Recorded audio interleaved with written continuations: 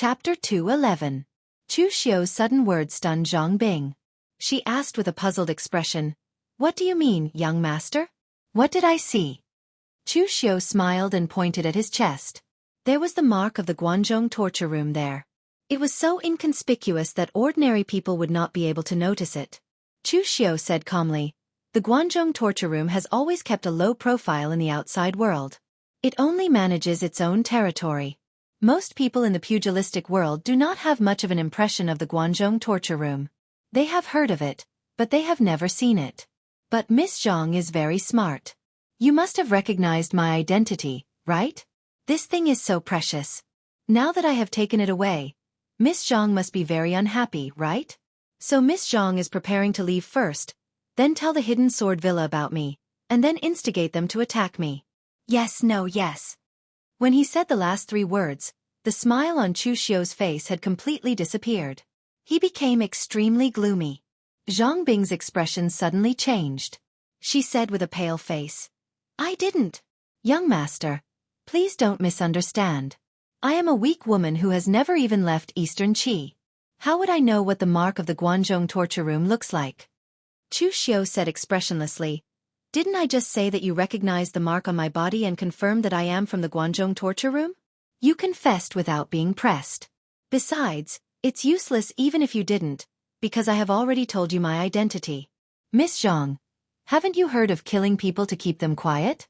Just as Chu Xiu finished speaking, Zhang Chuhan suddenly shouted in a stern voice, "Cousin, hurry up and run." The moment he shouted these words, Zhang Chuhan immediately took out a thumb-sized exquisite hidden weapon from his bosom. In the blink of an eye, a golden light shot towards Chu Xiu's chest center acupuncture point. The speed of the golden light was extremely fast. Moreover, it unexpectedly ignored the Zhan Qi protecting Chu Xiu's body and directly pierced into Chu Xiu's chest center acupuncture point. However, before Zhang Chuhan could heave a sigh of relief, he saw that Chu Xiu didn't seem to be affected at all.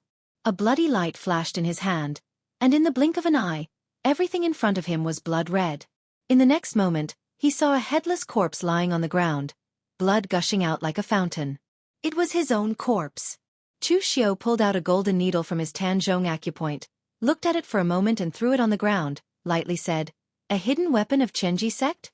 It is indeed much more exquisite than the hidden weapons of the Tang family fort." Zhang Baining seemed to be scared silly by her cousin's death, but at this time she was shouting in her heart, "This person in front of me is simply a monster." Although the Zhang family was a small family, they still had some resources. The hidden weapon of Chenji sect that Zhang Chuhan took out just now was one of their trump cards. Even the gang qi of an expert of 5 qis collecting in the origin stage could not block this small golden needle. Being pierced into a vital acupoint would definitely cause serious damage. As a result, when Chu Xiu's Tanzhong acupoint was pierced, he didn't even have the slightest reaction. Was he still a human? Could it be that his meridians and acupoints were all wrong? Zhang Baining's guess was right. Chu Xiu's acupoints were really wrong. Although the great acupoint shifting skill was only a supplementary skill, it was more useful than any other martial arts when dealing with finger techniques that specialized in attacking acupoints or those kinds of hidden weapons. All right, stop playing tricks.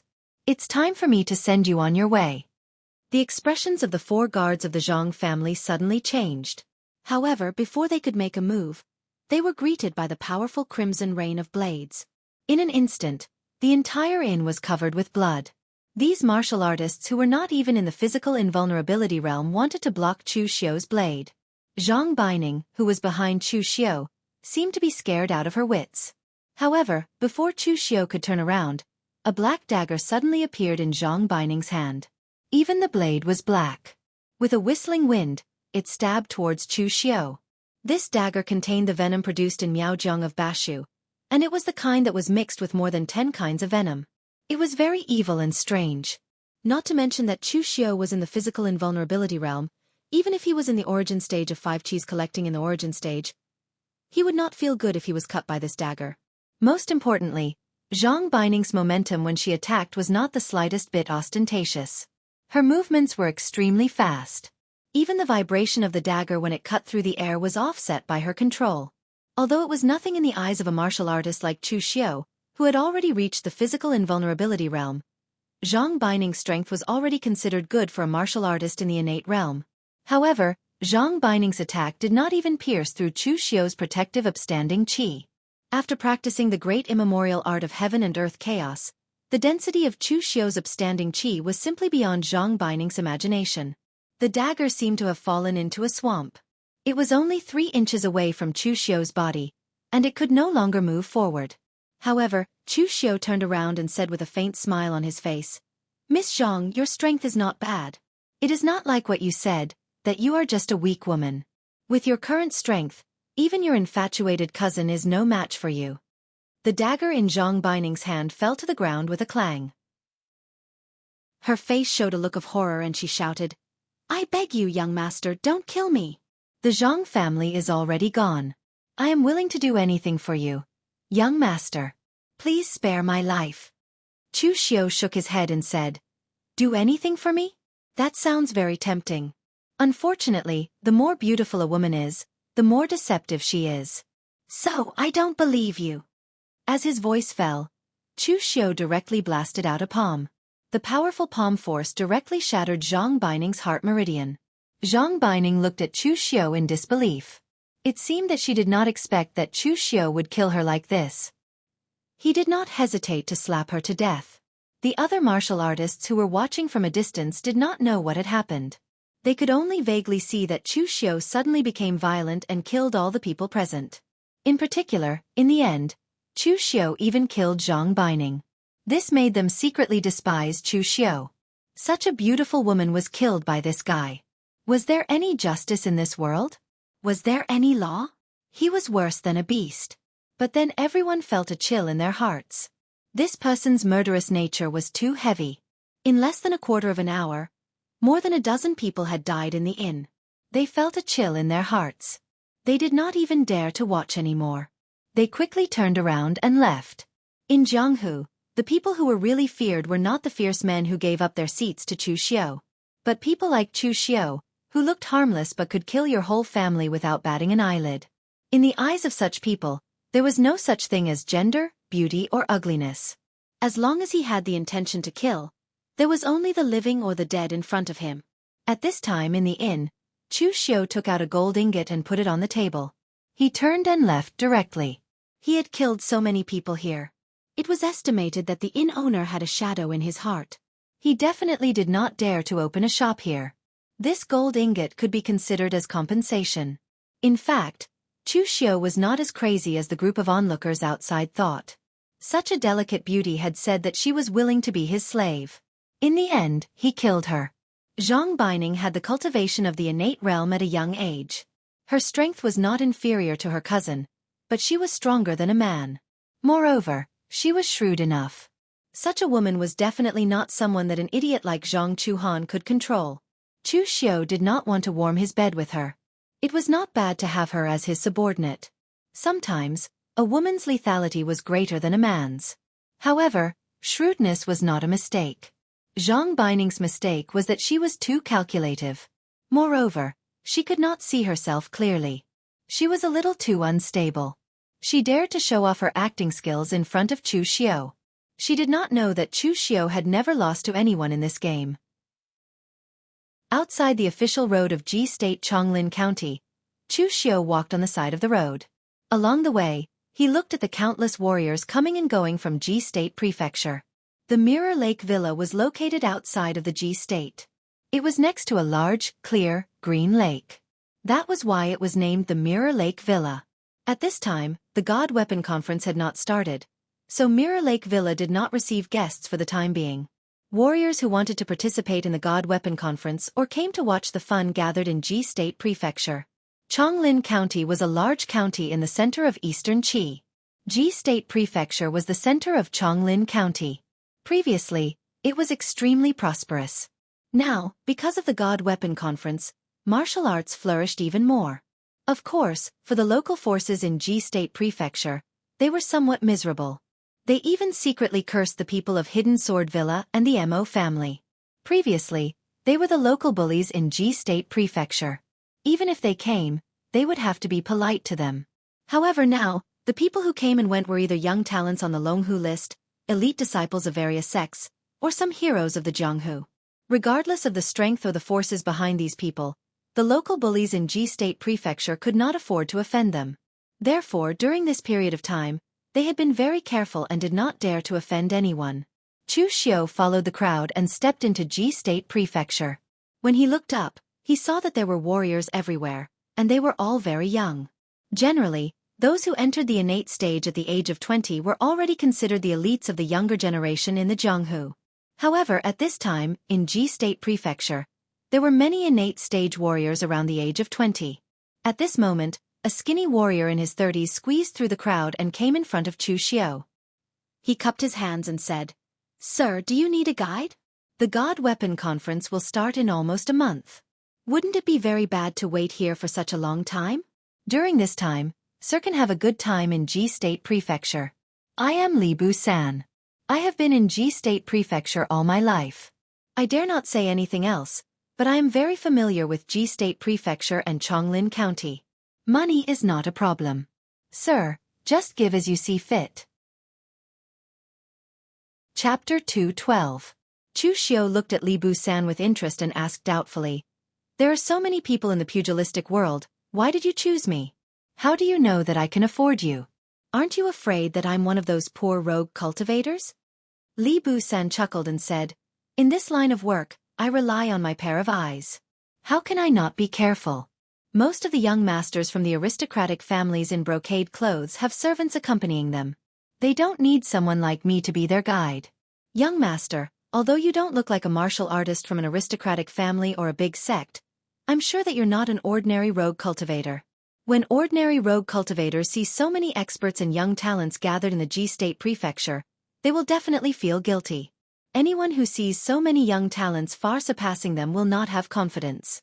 But young master, your eyes are looking at everyone present. Obviously, you don't care about the people in the Ji State Prefecture. You have absolute confidence." Chu Xiu touched his nose. How could he not know that his gaze was so conspicuous? Why did it have a "everyone here is trash" look? What else? You think I'm not an ordinary rogue cultivator based on this? Li Bu-san chuckled and said, "Of course not. Although I can't see the blade of the long saber at your waist, the handle is inlaid with red rock crystals from the East Sea.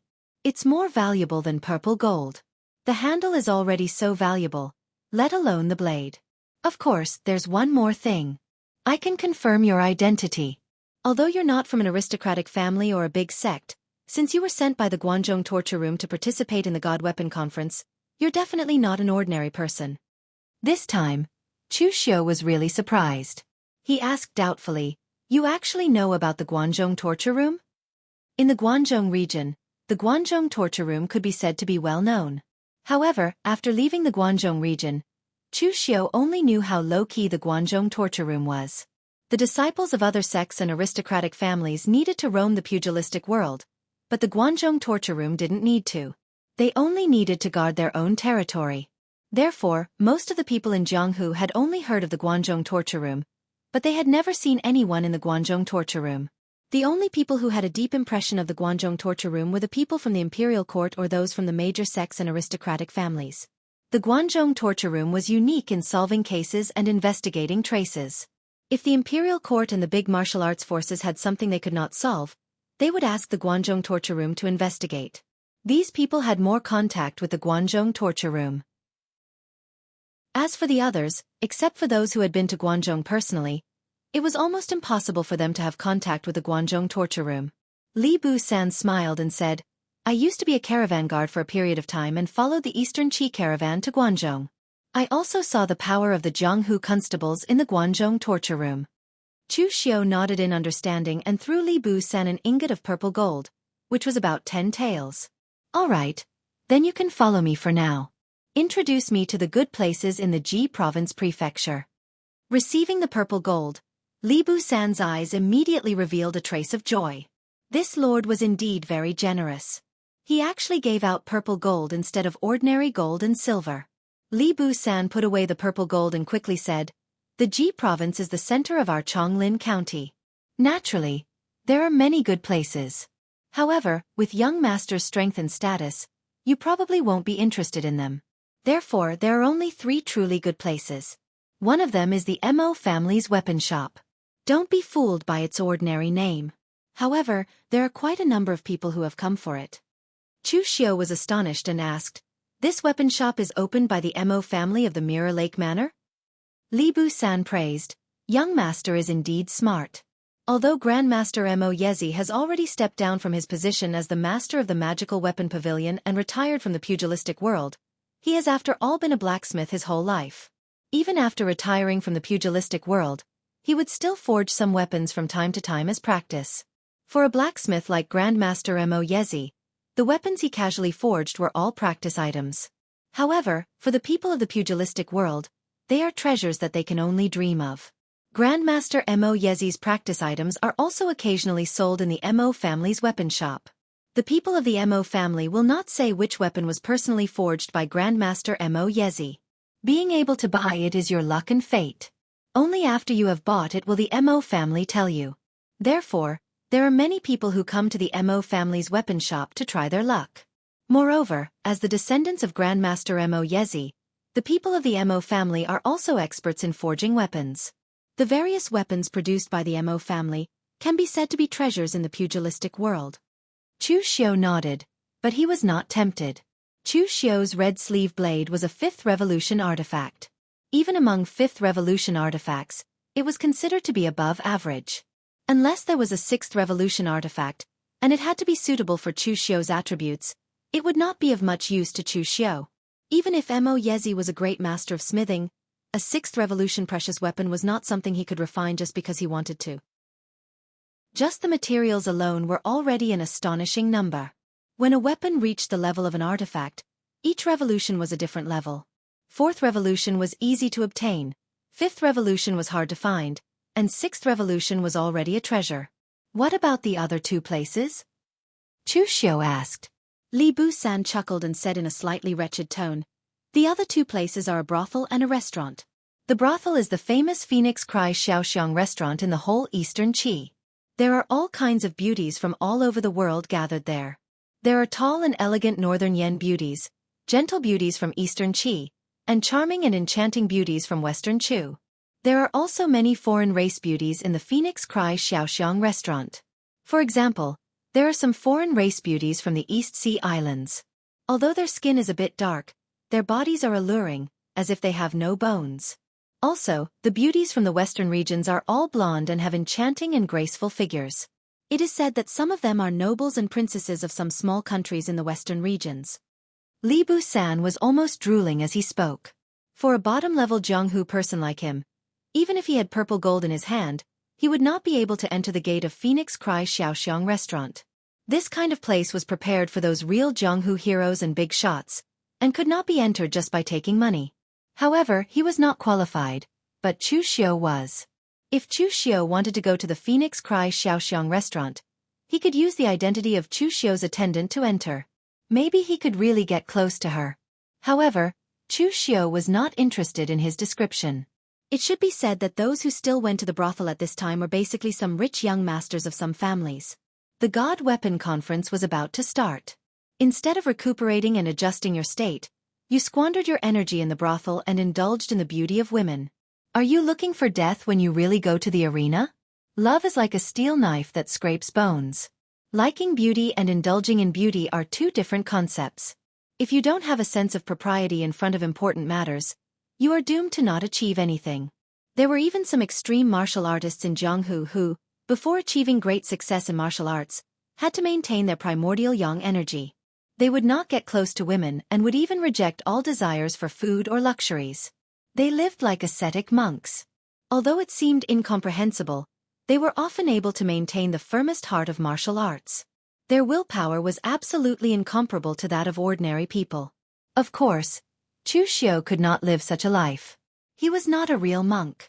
Chu Xiu did not ask any further about the Phoenix Cry Xiaoxiang restaurant.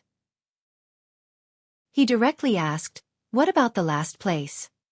Seeing that Chu Xiu was not interested in the Phoenix Cry Xiaoxiang restaurant, Li Bu-san could not help but shake his head in pity. He continued, "The last place is the 9-story dragon gathering pavilion built by the music king of Qi, Jiang Yuan.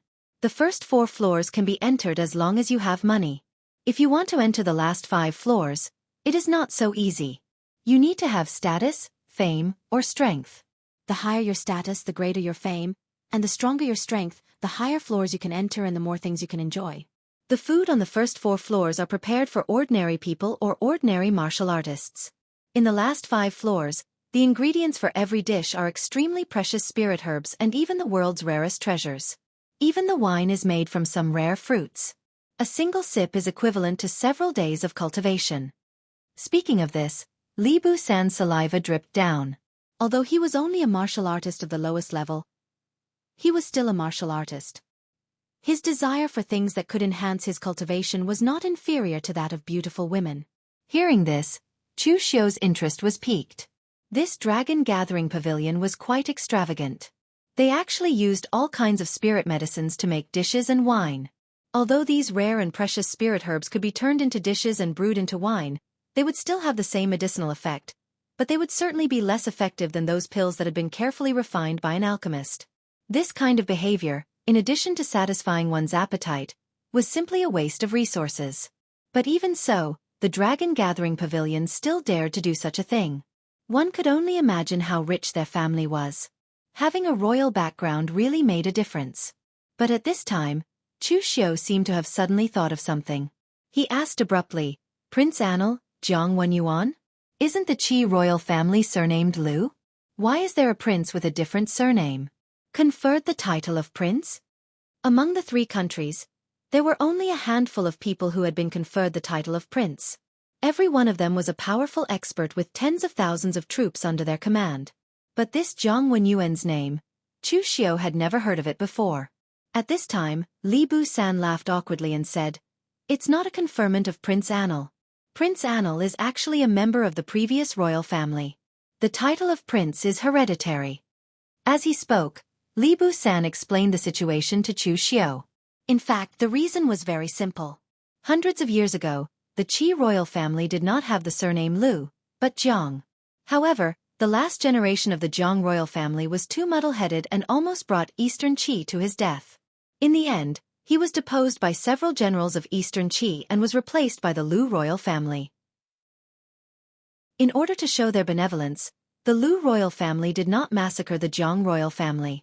Instead, they conferred them the title of prince, allowing them to live in luxury for hundreds of years without being able to wield power.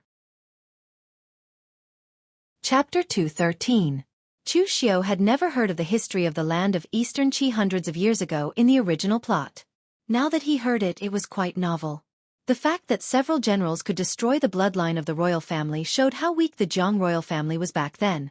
In this world where martial power was respected, no one cared about things like monarch, minister, father and son, loyalty, filial piety, benevolence, and so on.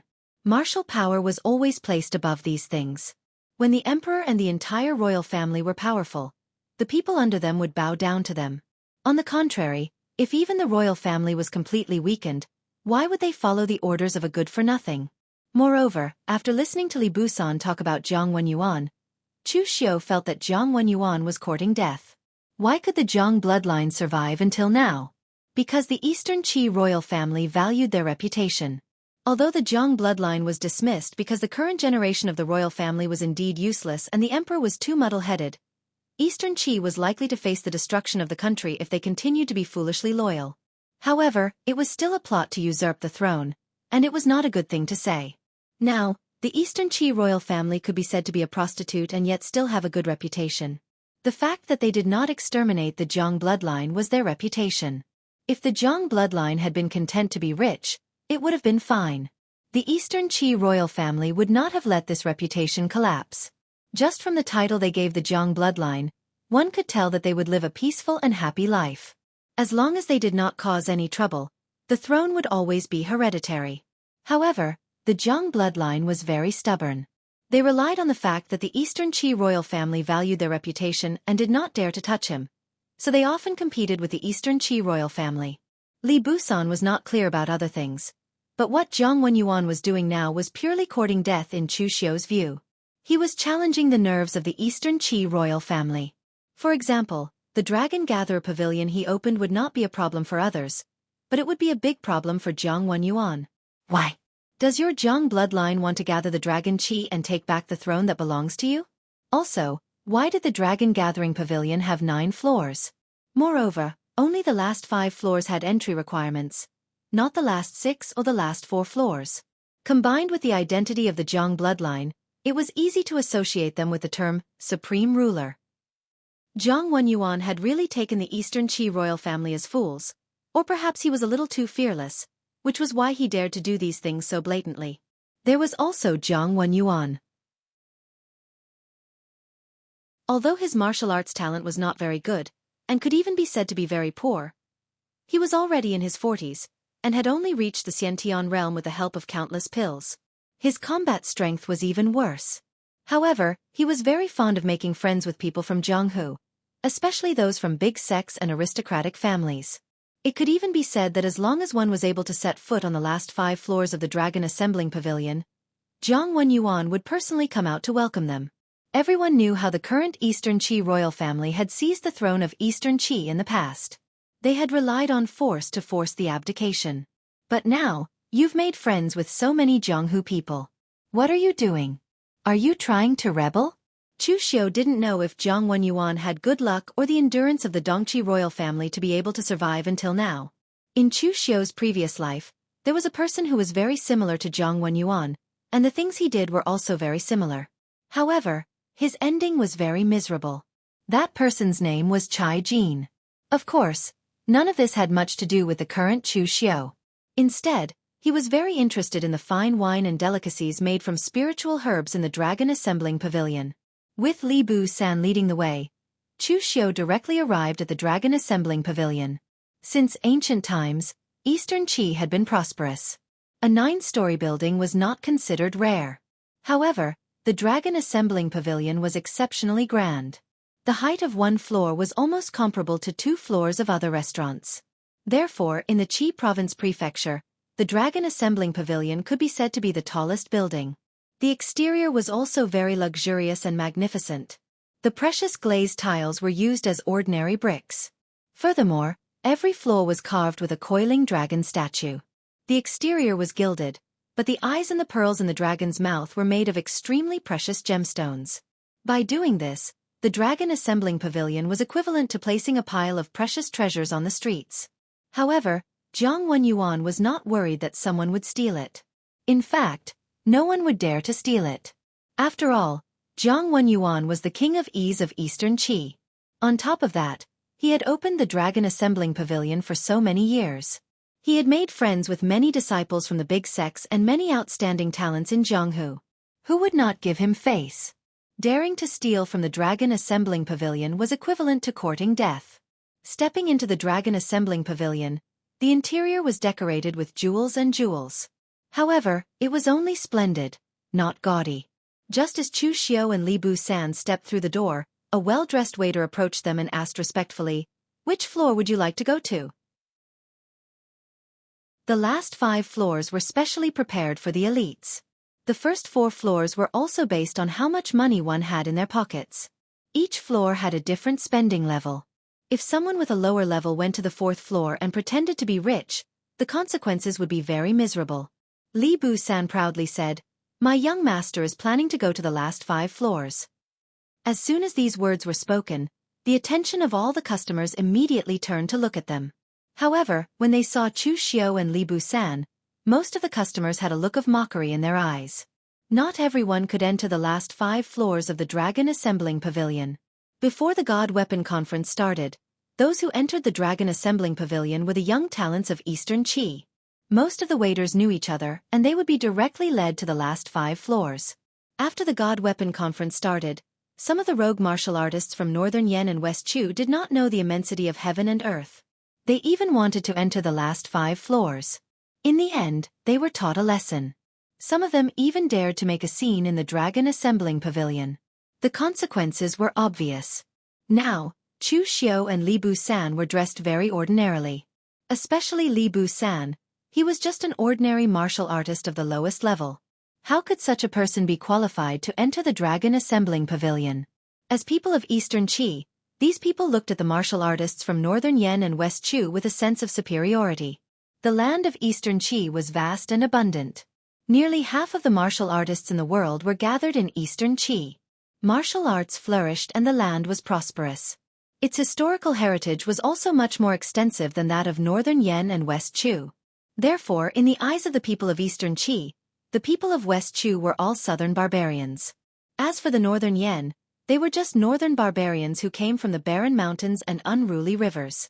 Although Eastern Qi had lost the war with Northern Yan a few years ago, it was only the loss of Wei Jun. Eastern Qi was far from a serious loss. Moreover, the war that Eastern Qi had faced was not so simple. Below them were the armies of the Northern Yan imperial court. Above them were the experts of the Northern Yan martial artists. Eastern Qi had to fight 1 against 2. It was normal for them to lose. At the very least, they could still treat these foreign martial artists with a superior attitude. The waiter did not show any unfriendly attitude towards Chu Xiu like the other customers. The Dragon Assembling Pavilion had been open for so many years. There were countless martial artists who came and went.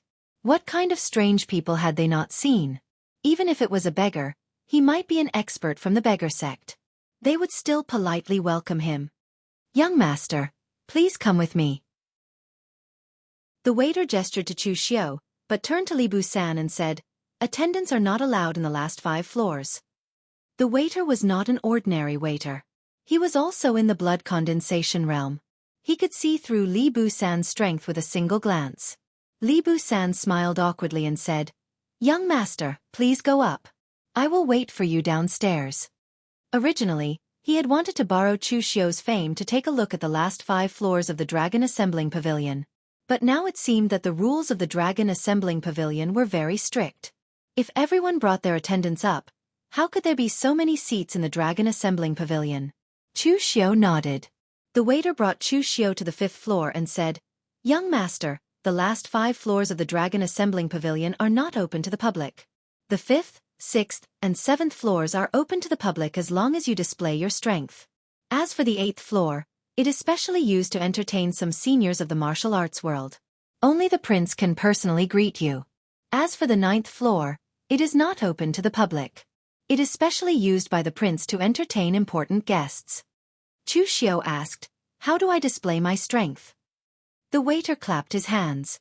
Immediately, an inner gang realm martial artist in his 30s walked to the door from the hut next to him. This inner aura realm martial artist was tall and sturdy. With a heavy sword in his hand, he gave off a strong sense of oppression. "It's very simple. As long as you can withstand Cha Kuei's attack for an hour, you can enter the 5th floor. Young master can also fight with ease here. The Dragon Assembling Pavilion is filled with formations. Even a great expert in the unity of the world realm cannot break it," the waiter said. At this time, Chu Xiu discovered that the entrance to the 5th floor was different from the other floors. The entrance was much wider than the one downstairs. It was obviously prepared for fights. At this time, the people on the 4th floor looked at Chu Xiu with a trace of interest. They were all discussing among themselves. "Another person who wants to enter the 5th floor? How many has there been already? It must be one of those Northern Yan or West Chu barbarians. He, West Chu and Northern Yan are barren places. How many experts can they produce? Most of them are country bumpkins who have never seen the world. Why don't we all make a bet on how many moves this kid can withstand from Overlord Sword, Cha Kuei? More than 10 people came yesterday. In the end, only 1 could withstand. The rest were all sent flying by Cha Kuei's sword. I bet less than 10 moves. Cha Kuei is a slave from the South Sea bought by Prince Anil. He was born with great strength. Don't be fooled by his inner invulnerability. His pure strength is greater than an outer invulnerability realm martial artist. This kid looks very skinny. Even if Cha Kuei doesn't kill him, he won't last more than a few moves." Just as the people on the 4th floor were discussing, Chu Xiu suddenly took a step forward. In an instant, a strong gust of earth energy surged towards Cha Kuei. The heaven and earth were chaotic. The incomparably dense power of the primordial elements crashed down like a mountain. Chapter 214. The disciples of the big sects or aristocratic families paid the most attention to the foundation, but Chu Xiu's foundation was not inferior to theirs. With the Xiantian skill as the starting point, it made up for Chu Xiu's previous shortcomings in cultivation. Recently, Chu Xiu obtained the great art of chaos of heaven and earth from the sorrowful poem of Yin and Yang of heaven and earth, which evolved his internal force into the origin of chaos, which was even more powerful and vigorous to the extreme. When Chu Xiu took that step forward, his aura instantly turned the world upside down. It was as if he had transformed from an ordinary person into an ancient demonic god in an instant. As he stepped out, the great art of chaos of heaven and earth was exerted to the extreme. The gang qi around Chu Xiu was invisible and intangible, but there were visible fluctuations. As he stepped out again, people on the entire fourth floor felt the inside of the building shake. Chu Xiu's foot seemed to step on their chests, which made them feel very depressed. These were just the senses of ordinary people. Cha Kuei, who bore the brunt, felt as if his chest was hit by a big hammer, and a trace of cold sweat slid down his forehead. Chu Xiu took 3 steps forward, each step stronger than the one before, and each step more oppressive than the one before. By the time Chu Xiu arrived in front of Cha Kuei, his face was already flushed red, and he was sweating profusely. But at this moment, Chu Xiu's momentum completely disappeared. In an instant, like the spring wind and rain, his momentum fell from the peak to the extreme. Clang! The heavy sword in Cha Kuei's hand directly fell to the ground, and with a bitter face, he said in a slightly stiff Eastern Qi accent, "I lost." The waiter suddenly looked at Cha Kuei dumbfounded and said in surprise, "Lord Cha Kuei, what are you doing?" Cha Kuei ignored the waiter and directly made a very strange bow to Chu Xiu, saying, "You are a strong man." What Cha Kuei admires the most is the strong man. You are qualified to enter the 5th floor. Just now, he could already feel the terror of Chu Xiu's aura. It was like a dark cloud pressing down on a city. Once it descended, it would cause the sky to fall and the earth to crack. When the saber was hidden in the scabbard, it was the scariest. Chu Xiu's attack was the same. The aura of each step climbed to the peak, but no one knew where Chu Xiu's peak was. Each step gave Cha Kuei a great deal of pressure. The last straw that broke the camel's back was that Chu Xiu took the initiative to loosen that powerful aura, displaying his powerful control over gang qi that made people despair. Cha Kuei was born with divine strength. With his own strength, he could even fight against a physical invulnerability realm martial artist. But when facing Chu Xiu, he did not even have the courage to draw his sword. The waiter beside Chu Xiu was stunned. With his current realm, of course, he could not understand the contest between Cha Kuei and Chu Xiu. But since Cha Kuei said that he had already admitted defeat, and even made a rare bow to Chu Xiu, which was a small tribe, his attitude explained everything. The waiter said to Chu Xiu respectfully, "Sir, you can go up directly. There will be someone up there to welcome you. I am not qualified to enter the 5th floor yet." As Chu Xiu's figure stepped into the 5th floor, the people on the 4th floor suddenly burst into an uproar. They began to discuss who Chu Xiu was. This was not the first time they had come to the Dragon Gatherer Pavilion. Regardless of whether they were martial artists from Eastern Qi or not, there were many who wanted to challenge the Dragon Gatherer Pavilion. There were also many who could pass Cha Kuei's test. But most of them had to withstand 10 moves from Cha Kuei before they could enter. Only a small number of them had defeated Cha Kuei and entered. But no one could force Cha Kuei to admit defeat without even using one move. Who was this person? These people were familiar with most of the young talents on the Longhu list. Most importantly, if a famous young talent was here, they would not need to pass through the floors one by one. Naturally, there would be a waiter who would directly bring them to the last 5 floors. Chu Xiu didn't recognize this person. Just who was he? Chu Xiu could not be bothered with the surprise of the people below. But the 5th floor of the Dragon Gatherer Pavilion really surprised Chu Xiu. The lower 4 floors were mainly decorated with dazzling gold and jade, but the 5th floor was very simple and elegant. There was a trace of simple and unadorned aura everywhere. Seeing Chu Xiu step into the 5th floor, the martial artists on the 5th floor subconsciously forgot about Chu Xiu. When they saw that Chu Xiu was an unfamiliar face, they revealed a look of sizing him up. In the past, the 5th floor of the Dragon Gatherer Pavilion was mostly filled with the more outstanding martial artists of the younger generation of Eastern Qi and some of the more famous martial artists. Everyone knew each other. It was not until the God Weapon Conference that so many outsiders came. In the 5th floor, a Xiantian martial artist dressed as a waiter walked over. When he saw Chu Xiu's appearance, his eyes revealed a trace of astonishment. With a trace of doubt he asked, "Young master, are you from the Guanzhong torture room?" The attendants on the lower 4 floors were mainly used to serve ordinary martial artists and wealthy merchants. Therefore, they were only in the blood condensation realm and did not see through Chu Xiu's identity. The attendants on the last 5 floors were not weak. Although they were called attendants of the Dragon Gatherer Pavilion, in reality, they were the Prince of Enlu, Jiang Wenyuan's retainers. They were also the kind of people who were knowledgeable and quick-witted. They could almost see through Chu Xiu's identity at a glance. However, the Guanzhong torture room had always kept a low profile. Apart from handling cases, they would not appear in Jianghu and would not participate in any of the various gatherings. Moreover, in his impression, the people in the Guanzhong torture room were all middle-aged and experienced constables. There were very few young people like Chu Xiu, so he was not sure if he was Chu Xiu. This time, Chu Xiu had come to the God Weapon Conference with the mission of spreading the name of the Guanzhong torture room. Therefore, he did not hide anything and said directly, "Yes, I am under the Guanzhong torture room, Guanxi Patrol Chu Xiu." When the attendant heard this, a trace of surprise appeared in his eyes. He could be considered to be familiar with the Guanzhong torture room, so he naturally knew what kind of position the patrol had in the Guanzhong torture room. They were definitely part of the central power of the room. The person in front of him had become a patrol at such a young age, and was sent by the Guanzhong torture room to participate in the God Weapon Conference. It seemed that the Guanzhong torture room was not going to keep a low profile this time. This was big news, and he had to report it to the Lord later. In the eyes of outsiders, the Dragon Jailing Pavilion was a place where the elites of Jianghu ate, drank, and enjoyed. It was a place to show their status. But in fact, to Jiang Wenyuan, this place was used to make friends with the elites of Jianghu and to inquire about information. However, the attendant felt that the name Chu Xiu sounded familiar, as if he had heard it somewhere before. "Young Master Chu, are you going to stay on the 5th floor or continue to go up?" the attendant asked.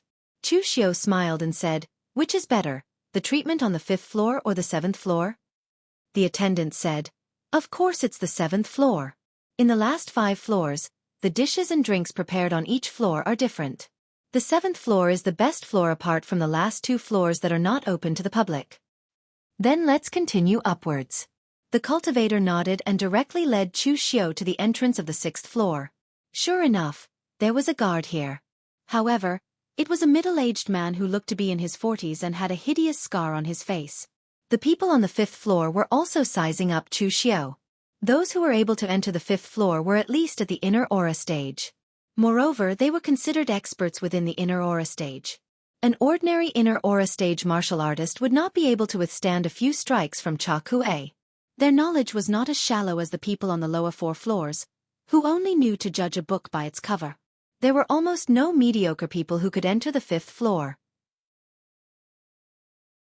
"This is His Highness Retainer, the Blood Rain Cold Light Sword, Xiao Ting of the Ba Mountain Sword Sect. If young Master Chu can last 15 minutes under Mr. Zhao's sword, you can reach the 6th floor." Hearing the name of the Ba Mountain Sword Sect, Chu Xiu could not help but examine Xiao Ting. He seemed to have a fate with the Ba Mountain Sword Sect. Back in the northern Yan, he had killed Zhang Baitao of the Ba Mountain Sword Sect. Similarly, the Green Lightning Sword, Chen Jiao, who followed behind the Heaven Sin Division leader and sucked up to him, was also from the Ba Mountain Sword Sect. Chu Xiu also found something very interesting. The Ba Mountain Sword Sect seemed to have a problem with how they educated their disciples. Why did they always have abandoned disciples? It made him feel like he was deserted. While the attendant did not say that Xiao Ting was an abandoned disciple, even an idiot would know why a disciple of the Ba Mountain Sword Sect, one of the 7 sects and 8 schools, would come all the way from West Chu to Eastern Qi to be a retainer of a king. If this wasn't an abandoned disciple, what was? In Chu Xiu's view, some of Jiang Wenyuan's actions seemed to be seeking death. The attendants on every floor of the Dragon Assembling Pavilion were not weak, and his hanger-ons were also the cream of the crop among those of the same level. One could imagine just how powerful his Prince of Enli's palace was. A King Anil raising so many powerful warriors, if this wasn't seeking death, then what was? When he, the King Anil, could no longer give the Eastern Qi royal family peace, then his peace would probably come to an end. At this time the attendant said to Xiao Ting in a low voice, "This is Master Chu who represents the Guanzhong torture room." The Dragon Gathering Pavilion did not set this rule to offend people, but to distinguish between some true young elites and those who wanted to take advantage of the situation. So retainers like Xiao Ting only played the role of a touchstone. If someone was injured in the process, then it would be self-defeating. So the attendant specially reminded Xiao Ting of Chu Xiu's background and told him to pay attention. Xiao Ting nodded calmly and said to Chu Xiu, "Master Chu, be careful. My sword is very fast." Chu Xiu grinned and said, "My blade is also very fast." Xiao Ting expressionlessly pulled out the long sword with a bright red edge. He had guarded the door of the 6th floor for a long time. What kind of young elites had he not seen? It was normal for these young elites to be confident and arrogant. But it was a pity that these so-called young elites would quickly be defeated. In terms of cultivation speed at the same age, he indeed couldn't compare to these young geniuses that came from the great powers, but his sword technique was forged from slaughtering his way through a rain of blood. Chapter 2:15. The Ba Mountain Sword Sect's fast sword arts were famed in the world. Ba Mountain Night Rain, Purple Lightning and Thunder. This 8-character sword art had offense and defense, internal and external. The Ba Mountain Sword Sect disciples who cultivated multiple sword arts were even more powerful. Xiao Ting had been an outstanding disciple of the Ba Mountain Sword Sect in the past. He had cultivated the Ba Mountain Sword Manual, the Purple Lightning Azure Light Sword, and the Floating Rain Sword Art. He raised his hand and brandished his sword. In an instant, the sky was filled with faint purple sword shadows that slashed towards Chu Xiu. As the sword shadows fluttered in the air, every one of them seemed to be real. They carried an extremely powerful aura and were extremely fast. Their might was also extremely powerful. The people on the 5th level shook their heads. Mr. Zhao's sword was even faster. If he had not been expelled by the Ba Mountain Sword Sect in the past, with his present strength, he would definitely be heavily nurtured by the Ba Mountain Sword Sect. Xiao Ting's sword was indeed very fast. The Ba Mountain Sword Manual focused on sword energy, the Purple Lightning Azure Light Sword focused on speed and power, and the Floating Rain Sword focused on powerful sword presence. Right now, Xiao Ting had merged these 3 sword moves into one. His power, speed, and presence were almost invulnerable. There were very few martial artists of the same level who could last 15 minutes under such a powerful attack. Pity, there was nothing in this world that was truly invulnerable. Xiao Ting's sword was fast and powerful. It was actually very simple to defeat him. That was to be faster than his sword, and stronger than him. The moment the sword energy neared him, Chu Xiu also slashed down with his blade. In a flash, the crimson blood shadow dyed the entire 5th level of the Dragon Gathering Pavilion, causing everyone's expressions to change. The blood-refined divine wind exploded with the blade shadows. The bright blade energies were like the light rain falling at dusk, beautiful with dazzling murderous intent. The basic blade skills that Chu Xiu cultivated were the Azure Dragon in the sleeve and the red sleeve blade of the Dusk Drizzle. Each of them were powerful and fast blade skills, far faster than Xiao Ting. Most importantly, Chu Xiu was stronger than Xiao Ting. The Ba Mountain Sword Manual of the Ba Mountain Sword Sect was a supplementary sword method that could condense sword energy into a more solid state. But the Ba Mountain Sword Sect was not famous in terms of internal strength. In terms of pure power, how could it compare to Chu Xiu's blood-refined divine shield and the great primordial chaos art? In an instant, the crimson saber shadows that filled the sky completely submerged Xiao Ting's sword momentum. Xiao Ting was still resisting the saber shadows bitterly, but at this moment, he was sweating profusely. He couldn't resist this kind of absolute power unless he used the killer moves that he used when he risked his life.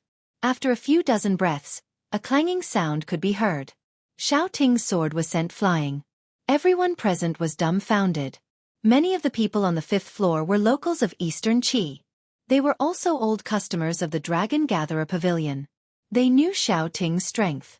Most of them had even fought with Xiao Ting before and knew the terror of his fast sword. But now, Xiao Ting was defeated in the same way in the area that he was best at. When did the Guanzhong torture room have such a young expert? Xiao Ting saluted Chu Xiu bitterly and said, "Young Master Chu, I have lost. You can ascend to the 6th floor. With your strength, it shouldn't be difficult for you to ascend to the 7th floor." As the gatekeeper of the 6th floor, Xiao Ting had been defeated before. It was just that he had never been defeated so badly. He had always been proud of his fast sword skills. But today, he was defeated in the area that he was best at. This was a heavy blow to him. The waiter was stunned. He immediately called for another waiter on the 5th floor and asked him to pass the news of Chu Xiu to the prince on the 7th floor. Previously, when Chu Xiu used his aura to suppress Cha Kuei, it was shocking. However, it was impossible to see Chu Xiu's strength. But now, Chu Xiu used his fast sword skills to defeat Xiao Ting in a few dozen breaths. This strength was shocking enough. In addition, Chu Xiu came from the Guanzhong torture room. With the status of the prince, they had to make friends with him. The waiter nodded and immediately ascended to the 7th floor. At that moment, there were only a few dozen people on the 7th floor. Not even half of the seats were filled. This was the rule of the Julong court. Only those with strength and status could step onto the 7th floor. Otherwise, even if the seats were empty, they would not let anyone take them. The dozens of people on the 7th floor were divided into 3 groups. The largest group was the local warriors of Eastern Qi. The God Weapon Conference was held in Eastern Qi. Of course, these people were the most complete. The second group was the Northern Yan and West Chu warriors. After all, they were all from the same country, so they knew each other. Therefore, they found a group of people to chat with. Among the Northern Yan group, there was one person that Chu Xiu was familiar with. He was the number 1 of the younger generation in the floating snow city, Blood Spear, by Wuji. Among the people on the 7th floor, the Northern Yan had the least people. There were less than 10 of them. One of them was a young man in a blue robe, with a jade-like face. He looked at Bai Wuji and asked, "Brother Bai, why are there so few people from the Northern Yan in this divine weapon conference? Not to mention Eastern Qi, they can't even compare with West Chu." When the God Weapon Conference starts, I'm afraid we will suffer. At that time, we will lose face for the entire Northern Yan. If only the Wisdom King Zhongxian from the Great Guangming Temple was here. He is a powerhouse ranked 2nd on the Longhu list. If the little celestial master Zhang Qingzhen doesn't come, who can beat him? The person who spoke was Feng Huai, an outstanding disciple of the Feng family in the south of Yan. The Feng family was second only to the Shenwu sect in the south of Yan. Although there was no real pellet state martial arts grandmaster in the family, there was still a great master in the unity of man and nature realm. With Bai Wuji's identity and status, he naturally didn't need to break through layer by layer. Feng Huai was considered a figure in the south of Yan, but in the Eastern Qi, he could only be said to be a nobody. Therefore, he also broke through layer by layer. Although the process was difficult, it also proved that Feng Huai was not that kind of mediocre person. Bai Wuji sneered and said, "I say, you people are just worrying about nothing. It's fine if the monsters in the top 5 of the Longhu list don't come. If they really come, this God Weapon Conference doesn't need to compete anymore. We can just watch the show." The monks of the Great Guangming Temple are cultivating the Vajra Dhyana behind closed doors. The disciples won't come out easily, so Zhongxian won't come. If Zhongxian doesn't come, Zhang Qingzhen won't come, and the sword chief Feng Qi Xiao won't come either. To put it arrogantly, they couldn't bear to look at a divine weapon. It was said that the inherited divine weapon of Sword King City, the startling salamander ranked 21st in the sword book, was prepared for 7th young Master Feng. Without the attraction of the god weapon, these guys can fight whenever they want. Why bother to fight in the ring and let people watch for free? Feng Huai nodded in understanding. After all, the realm was different. The existence in the top 5 of the Longhu list, their realm and vision were no longer something that Feng Huai and the others could easily figure out. For a martial artist at Feng Huai's level, being able to make a name for himself in front of thousands of Jianghu elites was already what he wanted. For those in the top 5 of the Longhu list, fame was no longer something they pursued because they were already famous in the Jianghu. At this time, someone next to him asked, "Right, where is young Master Nye of the Morgue village?" Young Master Nye shouldn't be absent from such an event. Moreover, young Master Nye is ranked 6th on the Longhu list. His presence can also boost the morale of the Northern Yan. As soon as this was said, everyone present looked at the guy who spoke as if he was an idiot. Was this guy's EQ low, or was he really an idiot? The martial artists of Northern Yan origin all knew that Bai Wuji and Nye Donglu had a grudge. Now that Bai Wuji was here, but this guy said that it was a pity that Nye Donglu wasn't here. Did he mean that Bai Wuji couldn't represent the martial artists of Northern Yan and was inferior to Nye Donglu? Sure enough, as soon as the martial artist said this, Bai Wuji's face turned gloomy. However, this was Eastern Qi, the Dragon Gatherer Pavilion. There were martial artists from other sects here, so Bai Wuji didn't lose his temper. He only sneered and said, "Nie Dong Lu can't come. He is in seclusion at the Morgue village. Don't you guys know how he got his 6th place on the Longhu list?" He schemed and schemed to get to this position, but the top 5 of the Longhu list is not something that can be achieved with just scheming. Moreover, the cultivation of this generation of people on the Longhu list is gradually catching up. When everyone else reaches the 3-flower realm, will he still have the nerve to occupy the 6th place on the Longhu list? As he said this, Bai Wuji suddenly sneered again and said, "Also, I think Nie Donglu is too ashamed to come here. You guys might not know this, but Nie Donglu was defeated by a woman. TSK, he was humiliated by a woman and lost miserably. Just thinking about his expression at the time, I can laugh at him for a year." As soon as they heard this, everyone became interested and asked, "A woman? Who is it?" At this time, Bai Wuji suddenly kept them in suspense. "I won't spread this gossip. It's meaningless. You guys will know when you go back to Yendong and ask around. By the way, Feng Huai, you are in Yannan. Do you know who the Divine Force sect sent? Also, Yan Shi is in Huangfu clan, and your Feng clan is also quite close to the Huangfu clan. Haven't you heard anything?" Feng Huai shook his head and said, "I don't know about the Huangfu clan. They are a big clan with thousands of years of inheritance, so they naturally don't want to deal with a small family like us. The Divine Force sect probably won't send anyone here. This generation of the Divine Force sect doesn't even have a martial artist on the Longhu list. After all, the history of the Divine Force sect is too short. Although the Yen clan master of Yen Huainan is very powerful and is an overlord, there are no outstanding people in the entire Divine Force sect. They will only come to watch the show." Bai Wuji nodded. While everyone was chatting, they saw a servant rush up and say loudly, "My lord, a young talent came to the Guanzhong torture room. He directly forced Cha Kuei to admit defeat with his aura. In a few dozen breaths, he defeated Mr. Xiao Ting with a swift blade against a swift sword." Chapter 216. The attendant's shout immediately attracted the attention of the young talents on the 7th floor. Amongst the people present, there were quite a few who were ranked on the Longhu leaderboard. Even if some of them weren't ranked on the Longhu leaderboard, they were figures with decent strength in the younger generation like Feng Huai. Chu Xiu's battle accomplishments didn't attract too much of their attention, and it only caused them to be slightly surprised.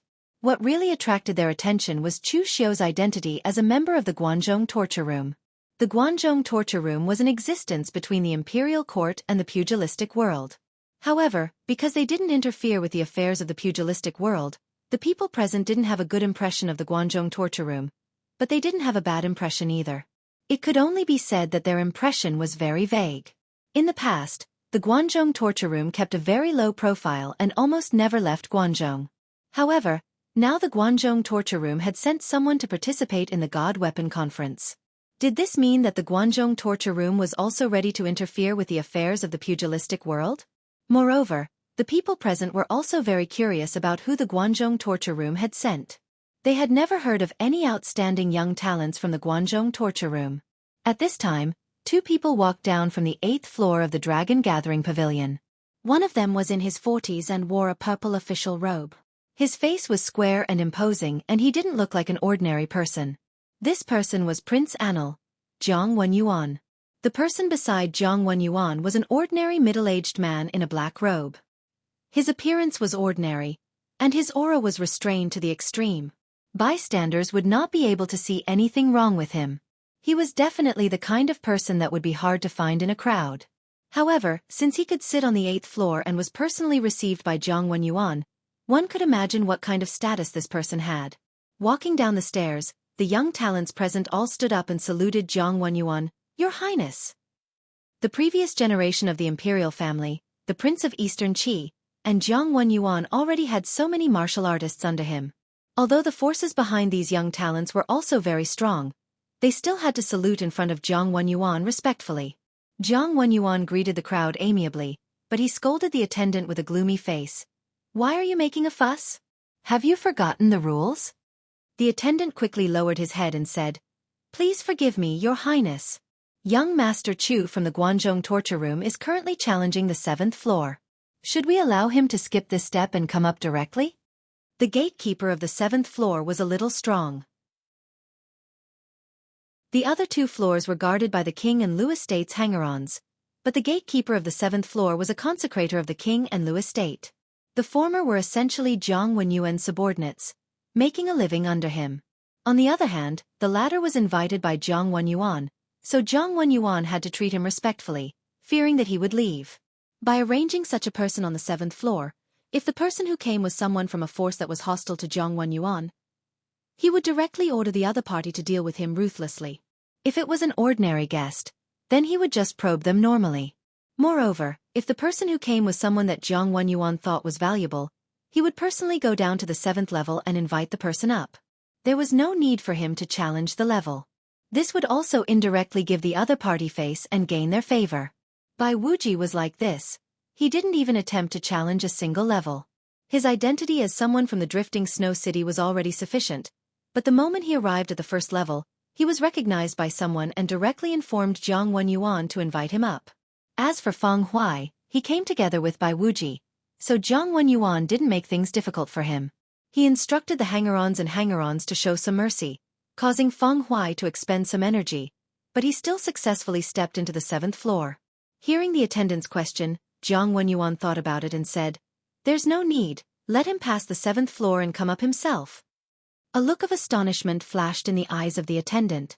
An outstanding cultivator from the Guanzhong torture room was also so strong. Yet His Highness actually didn't invite him? This wasn't His Highness's character. Although he said this, the attendant still obediently left, not daring to ask any more questions. The middle-aged man beside Jiang Wenyuan suddenly spoke in a strange, deep voice. In the past few decades, the Guanzhong torture room rarely stepped foot in the martial world. Normally, Your Highness couldn't even rope them in even if you wanted to. Now that the Guanzhong torture room finally sent someone out, why didn't Your Highness try to rope them in? Jiang Wenyuan said indifferently. Rope them in? Why didn't I rope them in? In the past, when Guan Siyu revived the Guanzhong torture room, he often came to the 3 kingdoms to seek an audience with the various rulers, all for the sake of getting the 3 kingdoms to acknowledge the status of the Guanzhong torture room. At that time, I tried to rope Guan Siyu in. I could give him money to help him stabilize the internal affairs of the Guanzhong torture room, and I could also use my status in the Qi kingdom to put in a good word for him. In the end, that idiot Guan Siyu rejected me without even thinking and even said that I had the ambition of a wolf. He simply didn't want the face I gave him. At this point, Jiang Wenyuan's expression had already turned somewhat ugly. In the past, he was also young and impetuous. When he saw that Guan Siyu had come to the Qi kingdom to ask for help, he began to persuade and tempt him. He wanted Guan Siyu and even the entire Guanzhong torture room to side with him. In the end, he was humiliated by Guan Siyu. This was something that Jiang Wenyuan would never forget for the rest of his life. Now that a junior from the Guanzhong torture room had come to the Qi kingdom, it was already very magnanimous of him not to cause trouble in secret. What kind of joke was he trying to rope him in? Based on Guan Siyu's stubborn attitude, no one could think of roping in the people from the Guanzhong torture room. The middle-aged man next to Jiang Wenyuan couldn't help but laugh coldly when he saw Jiang Wenyuan's expression. This King Anil of Eastern Qi really had great ambitions but little talent. He looked magnanimous, but in reality, he didn't have the slightest tolerance for others. When did Guan Siyu come to the Qi kingdom to discuss the status of the Guanzhong torture room? It was more than 20 years ago. Guan Siyu had already successfully taken over the position of Hall Master. She was also a Grandmaster who had condensed the martial path true core. As the Hall Master of the Guanzhong torture room, she was also an overlord. What about Jiang Wenyuan back then? He had just taken over the position of Prince of Ease. He was just a young man who only knew how to talk and seemed ambitious. Did such a person deserve to rope in Guan Siyu? He also wanted the Guanzhong torture room to side with him? He was simply overestimating himself. Not to mention Guan Siyu, any normal person would not agree to it. However, at the moment, he was still working with Jiang Wenyuan. Therefore, the middle-aged man only chuckled and said, "It was a pity that Guan Siyu rejected you back then. Otherwise, the Guanzhong torture room wouldn't have been quiet for so long. Now, it has finally stabilized and begun to set foot in the underworld." Jiang Wenyuan snorted lightly and said, "I want to see what kind of people Guan Siyu has cultivated over the years." Can they compare with the talents of the Qi kingdom? I didn't instruct Uncle Qi to be merciful. If the martial artist from the Guangzhong torture room can't pass Uncle Qi, then it can only be said that he is not strong enough. The middle-aged man couldn't help but shake his head. Jiang Wenyuan is really narrow-minded. Under normal circumstances, Jiang Wenyuan's elder, Uncle Qi, would be merciful to the young talents who came to challenge the level. However, if he went all out, even some of the talents in the top 20 of the Longhu list might not be able to resist him. This was because Uncle Qi was a great master in the unity of man and nature realm at his peak. However, he fell to the physical invulnerability realm because he encountered some problems when trying to break through to the martial path real core realm. At this time, at the entrance of the 7th floor, Chu Xiu also saw the gatekeeper of the last floor. It was somewhat beyond his expectations. It turned out to be an old man with snow-white hair and a face full of wrinkles. He sat there with his eyes slightly closed as if he was about to enter the grave. At this time, when he saw the attendant bring Chu Xiu over, Uncle Qi opened his eyes and muttered, "Someone came to challenge the 7th floor again? Seriously, this God weapon conference has caused this old man so much trouble. Your Highness should be more magnanimous and directly invite all these young people up. Why do you have to compete with an old man like me?" As he spoke, Uncle Qi slowly sat up from his small stool. At this time, the attendant upstairs also came down. Uncle Qi glanced at the attendant and revealed a questioning look. However, the attendant shook his head, indicating that Uncle Qi didn't need to go easy. This made Uncle Qi very surprised. He knew his master's personality. If a martial artist that could reach the 7th floor was too old, then so be it. But generally speaking, a young martial artist's potential should be quite good, and it would be worth his master roping him in. Why was his master telling him not to go easy on him?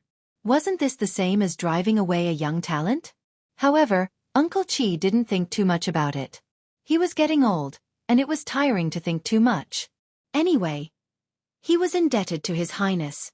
Since he was allowed to retire here, he would do whatever His Highness said. Hence, Uncle Qi directly said to Chu Xiu, "Young man, my rules are very simple. I will only attack for 100 breaths of time. If you can persist for 100 breaths of time without losing, then you can ascend to the 7th floor." In the eyes of others, 100 breaths of time was very short. In the time it took to say a few words, it would already be 100 breaths of time. However, to martial artists, those who were faster could exchange dozens of moves within 100 breaths of time. Just like when Chu Xiu was fighting with Xiao Ting, he could slash out hundreds of sword chi and saber shadows in an instant. His speed was simply astonishing. Chu Xiu said indifferently, "If it's just not losing, then it is indeed very simple." Uncle Qi grinned. Although he was frighteningly old, his teeth were like those of a young man. They were neat and snow-white, without any missing parts. It is a good thing for young people to be impetuous. However, since this old man was arranged by his lord to guard the 7th floor, he must have some ability. "Young man, be careful." As his voice fell, Uncle Qi directly took a step forward and punched out at the same time.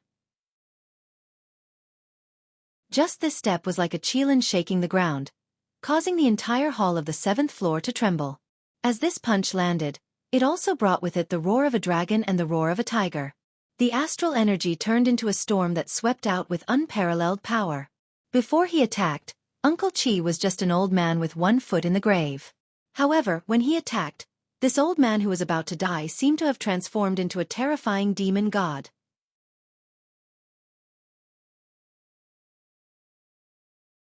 Chapter 217. Uncle Qi was a skinny old man who looked like he was on the brink of death. For him to suddenly unleash such a level of power was very terrifying. Even Chu Xiu did not expect this. When this punch landed, it even gave Chu Xiu a great deal of pressure. Most importantly, Chu Xiu felt a trace of aura from Uncle Qi's body. It was an aura that definitely did not belong to a physical invulnerability realm martial artist. Chu Xiu had seen many experts in the unity of heaven and man realm. In fact, he had even fought with the heavenly sin branch leader before. He was very sensitive to the aura of experts in this realm. Experts in this realm were strong because they had already reached a level where they could comprehend the heavens and earth. Their essence, qi, and spirit would condense and fuse with the heavens and earth.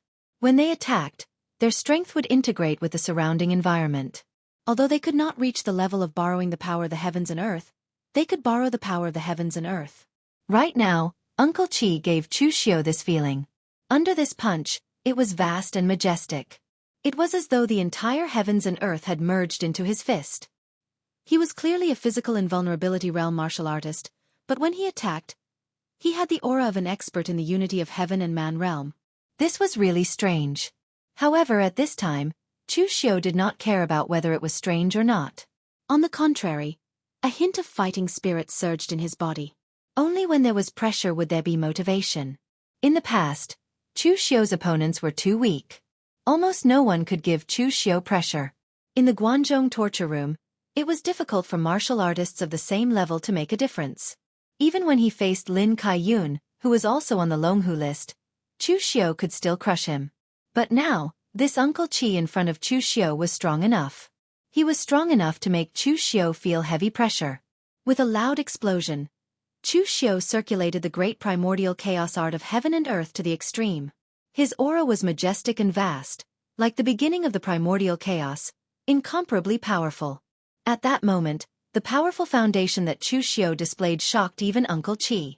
This kind of powerful inner force foundation had already surpassed 99% of the physical invulnerability realm martial artists. Even some of the three-flower realm martial artists couldn't compare to Chu Xiu. Facing Uncle Chi's punch, Chu Xiu's hands formed the great Vajra wheel seal. In an instant, a blinding Buddhist light bloomed. The Vajra suppressed the world, destroying all evil and subduing demons. The incomparably ferocious great Vajra wheel seal collided with Uncle Chi's fist that carried the roar of a tiger and the roar of a dragon. In an instant, the entire dragon assembling pavilion seemed to shake, emitting a violent explosion of astral energy. This vibration was not only felt by the 6th floor, but even the 7th floor could feel it. Jiang Wenyuan's expression changed slightly. Although his strength was very weak, he had many experts under him, so he had good eyesight. According to his expectations, Uncle Chi should have completely crushed the young man from the Guanzhong torture room. In the end, it caused a vibration of this level. What did this mean? It meant that both sides were evenly matched. The middle-aged man beside Jiang Wenyuan chuckled and said, "Your Highness, it seems that the person sent by the Guanzhong torture room is not ordinary. Do you regret not recruiting him? If you can recruit such a talent, even if he has to leave the Guanzhong torture room, as long as he himself is able to do so, it will be worth it."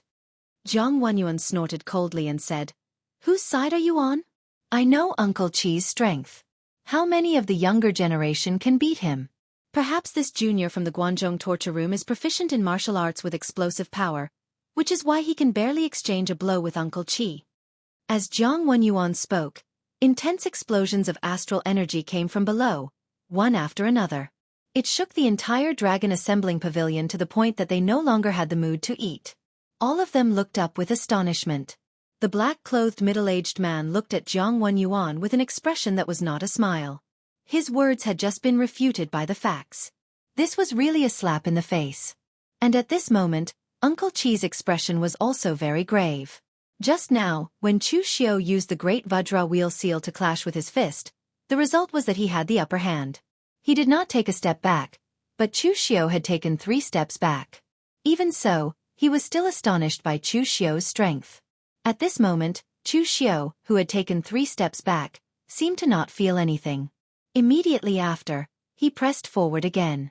Palm techniques like the great Vajra wheel seal and the great violet sun hand of extinguishing the heavens and extinguishing the earth were blasted out one after another. He actually fought Uncle Chi to a stalemate. This caused Uncle Chi to be shocked. Where did this monster come from?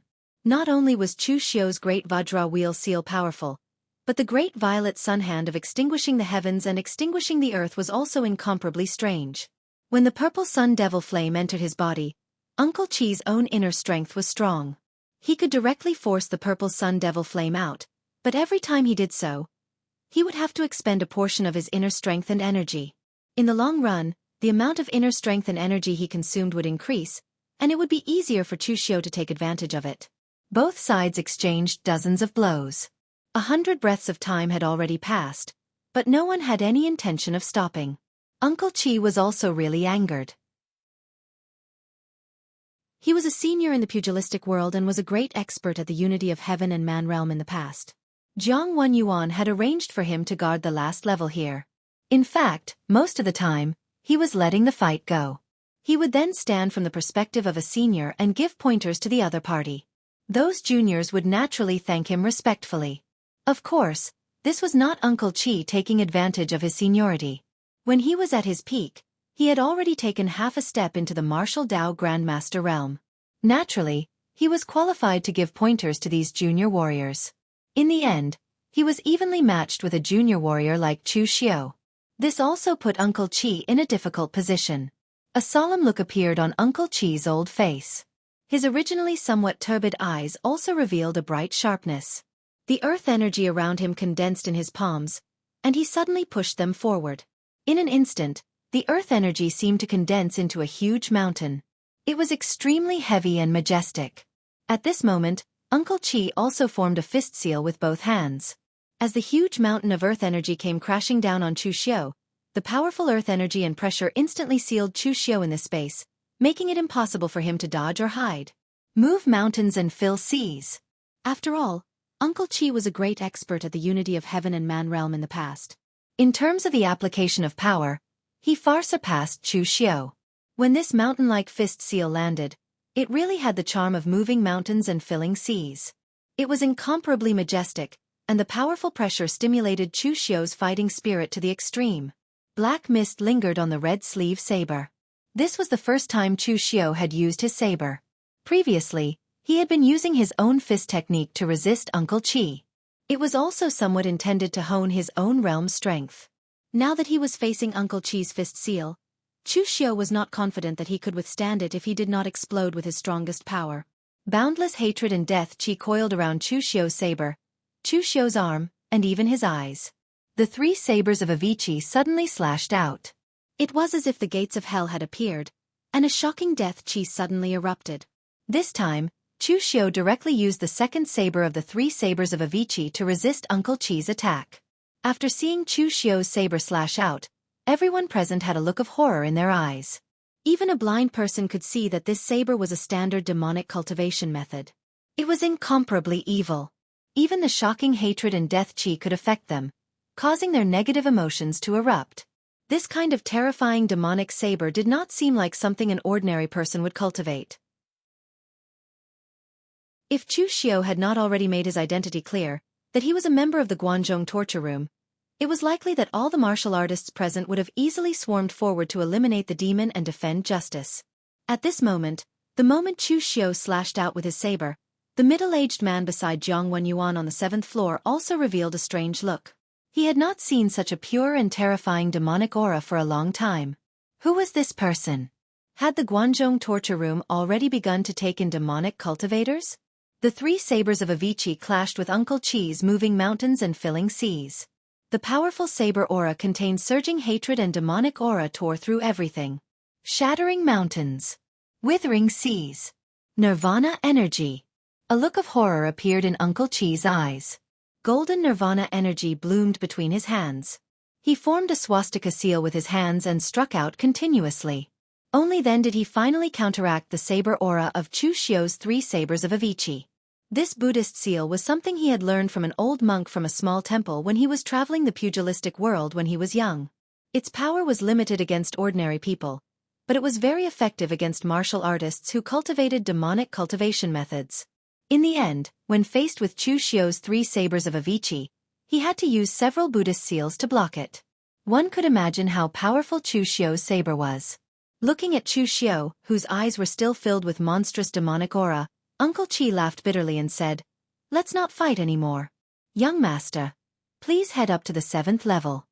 Chu Xiao stood on the spot and did not move. He only formed the inner lion seal with his hands and used the power of the 9 words formula to suppress the backlash of the three sabers of Avicii. Actually, the outcome of the battle was still undecided. However, Uncle Chi did not wish to continue fighting. He had roamed the pugilistic world all his life. Of course, he still had trump cards in his hands. However, he did not intend to use them now. Since Chu Xiao had come to the Dragon Assembly Pavilion, no matter what his identity was, he was just a guest. To put it bluntly, Uncle Chi was just a doorkeeper. Could he really fight to the death with Chu Xiao here? If he continued fighting and lost or fell into a disadvantageous position, he would lose all his face. At this moment, the other martial artists present were also looking at Chu Xiao in shock. They were considered frequent customers of the Dragon Assembly Pavilion. Naturally, they had seen many people fight with Uncle Chi. Some of them had even tried to go up to the 7th level before. In the end, most of them could not even take 3 moves from Uncle Chi. However, this Chu Xiao before them could fight with Uncle Chi to such a level. He even forced Uncle Chi to take a step back. This kind of strength was definitely something that they could only look up to. The demonic aura in Chu Xiao's eyes dissipated. He squinted at Uncle Chi and said, "I would still like to exchange a few moves with you, old senior." Uncle Chi said indifferently, "I'm already old. I don't have the mood to continue fighting.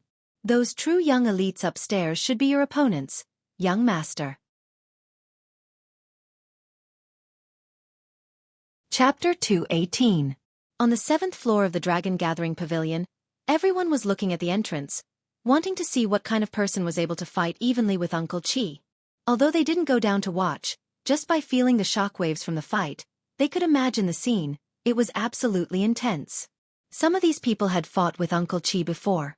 They were not stupid, and they could guess that Uncle Chi had gone easy on them when they fought.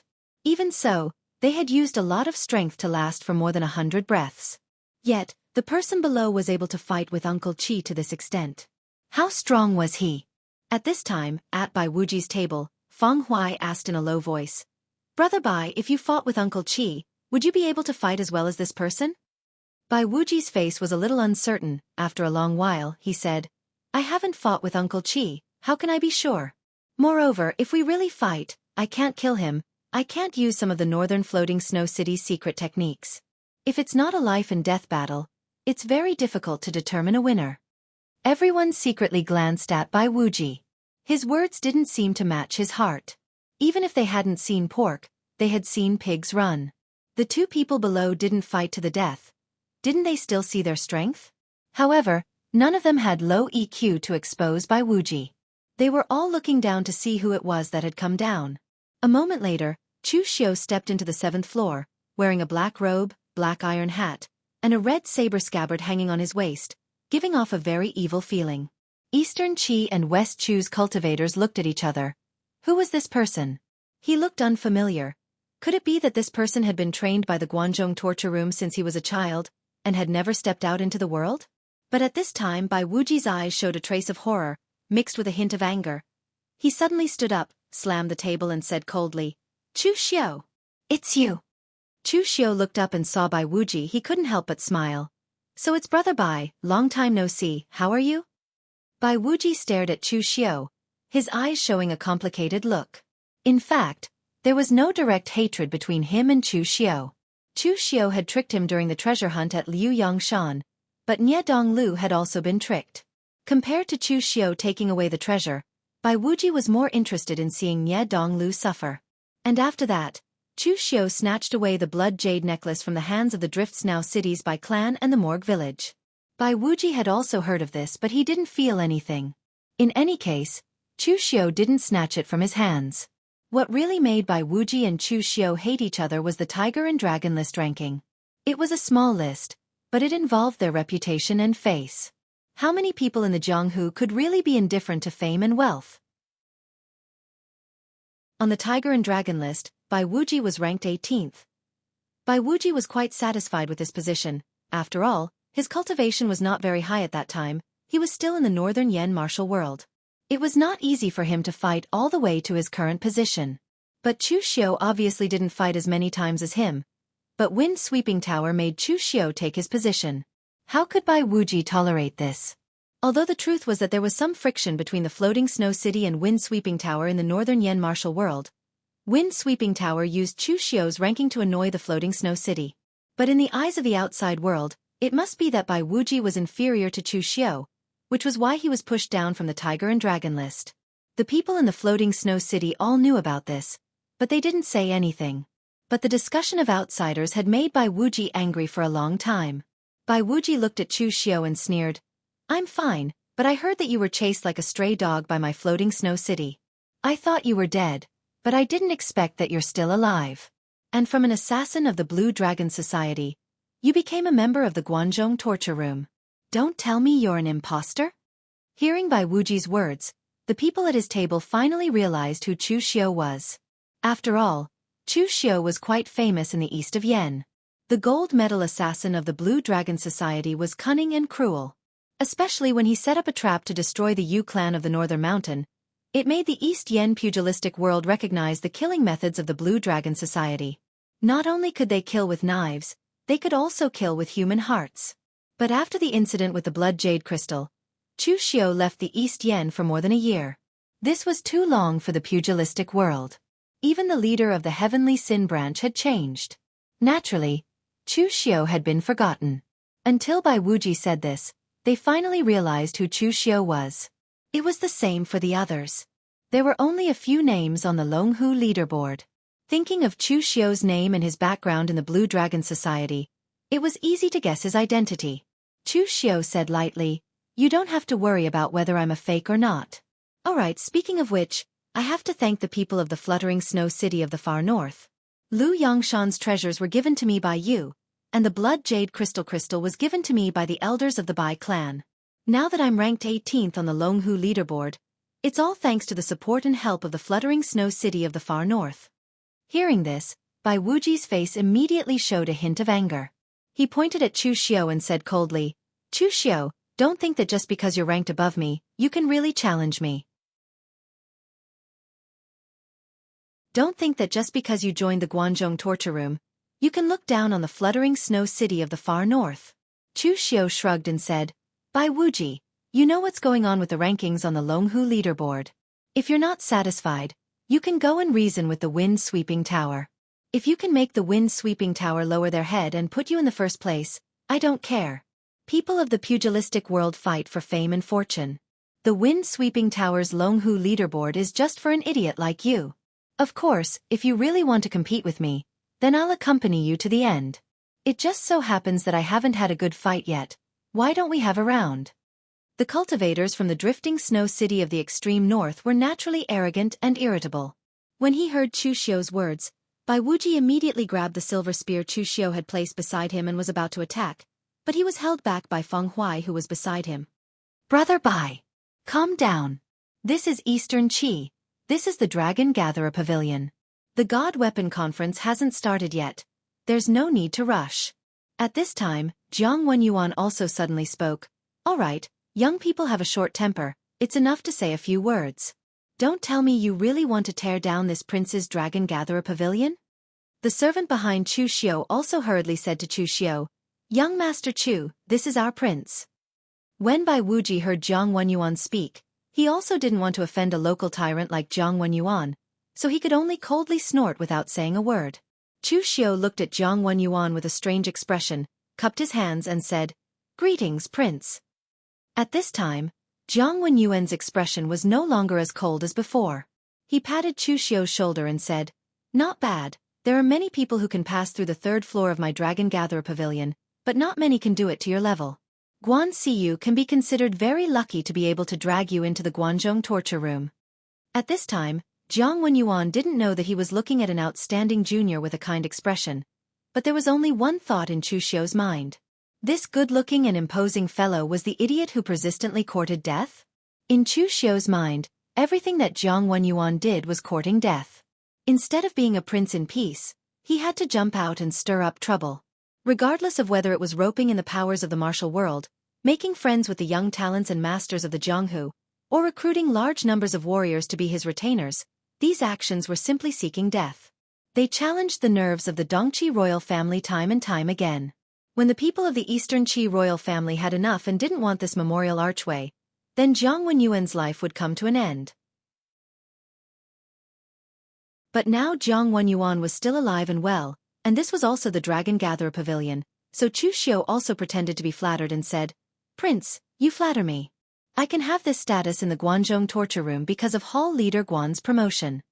At this time, Jiang Wenyuan suddenly narrowed his eyes and said, "But I feel that Guan Siyu's promotion is not enough." Chu Xiu was surprised and said, "What do you mean, Prince?" Jiang Wenyuan suddenly laughed and said, "Chu has just come to Eastern Qi, and this is also the first time he has come to the Dragon Gatherer Pavilion. As the host, I naturally have to entertain you personally. It's a good opportunity for you to taste the specialties of the Dragon Gatherer Pavilion. As he said this, Jiang Wenyuan directly pulled Chu Xiao to a corner on the 7th floor by the window and ordered people to arrange for the dishes to be served. At this time, Jiang Wenyuan walked back and said to the black-robed middle-aged man beside him, "Mr. Liu, let's stop here for today. We'll talk another day." Mr. Liu glanced at Jiang Wenyuan and said with a laugh, "I understand. I wish Prince success." Their words were like clouds in the clouds, and some people didn't understand. Only Mr. Liu and Jiang Wenyuan understood the meaning. Earlier, Jiang Wenyuan had told Mr. Liu about the enmity between him, Guan Siyu, and the Guanzhong Disciplinary Hall. Of course, this was only a one-sided enmity for Jiang Wenyuan, and Guan Siyu had probably forgotten about it a long time ago. However, with Jiang Wenyuan's character, he was not prepared to treat Chu Xiao nicely, nor did he have the intention to recruit him. And just now, he found out that Chu Xiao was not a martial artist trained by the Guanzhong torture room. Before this, he was already in the top 20 of the Longhu list. He had only joined the Guanzhong torture room for less than 2 years, so the meaning of this was different. In such a short time, it was impossible for Chu Xiao to have much loyalty to the Guanzhong torture room. However, he could try to recruit him. While he obtained a young expert, he could also annoy Guan Siyu. Chapter 219. After Jiang Wenyuan found out about Chu Xiao's identity, he really wanted to recruit Chu Xiao. He didn't simply want to make friends with him. Instead, he wanted to recruit Chu Xiao as his subordinate and make him work for him. In all fairness, Jiang Wenyuan's subordinates were not weak. Over the years, he had relied on his identity as the king of peace and happiness, as well as his generosity, to recruit many martial artists as his followers. There were even great experts at the unity of heaven and man realm among them. However, there wasn't anyone like Chu Xiao who could stand out among the younger generation. An expert of the younger generation like Chu Xiao represented potential. If he were to be recruited, Chu Xiao's future achievements might not be inferior to those great experts who were one with the world. However, the price he would have to pay would be much lower. Moreover, it wasn't just potential. It also represented the strength of Jiang Wenyuan's subordinates, the Prince of Anlu residents. In addition to having a leader, any faction needed a powerhouse who could suppress the entire faction, a large number of capable core forces, and outstanding young disciples. Only then could it be considered a faction with unlimited potential. Jiang Wenyuan was ambitious. Naturally, he was developing in this direction. Over the years, he had recruited many high-level martial artists. There were also quite a few mid-tier martial artists like Xiao Ting who had decent strength. However, he didn't have any outstanding young martial artists. Most of the young elites on the Longhu list were from aristocratic families or large sections. They could maintain a good relationship with Jiang Wenyuan, but they definitely wouldn't be loyal to him. Now that he had finally seen Chu Xiao and found out that he wasn't a disciple that had been nurtured by the Guanzhong torture room since he was young, Jiang Wenyuan naturally wanted to poach him. In the past, Guan Siyu had dared to make him lose face. Today, he was going to poach Guan Siyu. After Chu Xiao and Jiang Wenyuan took their seats, the other young elites on the 7th floor looked at Jiang Wenyuan in confusion. They didn't know why Jiang Wenyuan was giving Chu Xiao so much face. It must be known that with Jiang Wenyuan's status, there were countless young talents that came and went to the Dragon Gathering Pavilion these days. But those that were able to receive Jiang Wenyuan's personal reception were as rare as phoenix feathers and Qilin horns. What did Chu Xiao have to deserve such treatment from Jiang Wenyuan? Even Bai Wuji's expression was gloomy. Even he didn't receive such treatment. When he first arrived at the Dragon Gathering Pavilion, Jiang Wenyuan was very courteous and even personally welcomed him to the 7th floor. However, he didn't personally set up a banquet to receive him. After a while, a group of maids brought out the wine and dishes. It had to be said that the wine and dishes made by the Dragon Gathering Pavilion were very attractive. It could be said that they looked, smelled, and tasted great. There was also a faint but powerful spiritual energy floating around them. Jiang Wenyuan personally poured a cup of fragrant, amber wine for Chu Xiao and said with a smile, "In the wild mountains of West Chu, there was a rumor that some wild monkeys picked 100 fruits in a tree hole to store food for the winter. However, if there was no lack of food for the winter, the monkeys would forget about the fruits they stored. Then the fruits in the tree hole would gradually ferment and become 100-fruit wine, so it was called the monkey wine. Moreover, these wild monkeys don't know any treasures and will pick some rare spiritual fruits as if they were normal fruits. This causes the monkey wine to contain a shocking amount of medicinal energy. There were some cultivators who went to the wild mountains to pick herbs and accidentally found this monkey wine. After drinking it, they found that their cultivation base increased greatly. Chu Xiu said in a surprised voice, "This is the monkey wine you found in West Chu?" Zhang Wenyuan shook his head and said, "This monkey wine is something that can only be found by chance, it is too coincidental. Moreover, there is only a small amount of medicinal energy in the monkey wine. But my monkey wine is made from precious spiritual herbs and spiritual fruits. Its medicinal energy is even stronger than the authentic monkey wine. If Chu doesn't believe me, you can have a taste." Chu Xiu drank a mouthful of the wine in the cup. Instantly, he felt a wave of heat seeping into his body from the wine liquid. This cup of wine was actually more powerful than a fifth revolution Dan. "It really is a treasure. Your Highness Dragon Gathering Pavilion truly lives up to its name." Chu Xiu gave a sigh of praise. Zhang Wenyuan gave a proud smile and pointed at the dishes on the table as he said, "Chu, you should also have a taste of these dishes. There aren't many dishes on the 7th floor, but each one is a treasure. They must be personally approved by me before they can be served. For example, this Return of the Phoenix's Nest is made from a Snow Ridge guinea fowl that has been fed with spirit herbs for more than 3 months. The phoenix nest below is also made from the bird's nest of the golden silk snow swallow in the extreme north of the northern swallow." Chu Xiu nodded and was not polite as he tasted the dishes one by one. Zhang Wenyuan really wasn't bragging. Each one was a treasure. After eating for a while, Zhang Wenyuan suddenly asked, "Chu is from the Blue Dragon Society. Why did you join the Guanzhong torture room in the end?" Chu Xiu said indifferently, "A branch leader of the Blue Dragon Society wanted to use me as a tool. I naturally wouldn't be willing to be used, so I betrayed them and escaped." Coincidentally, I met the Guanzhong hero Chu Yuanxing who was being chased. I saved him in passing and was then recommended by Hero Chu to be a patrol envoy in Guanzhong. Hearing Chu Xiu's words, Zhang Wenyuan's eyes immediately lit up.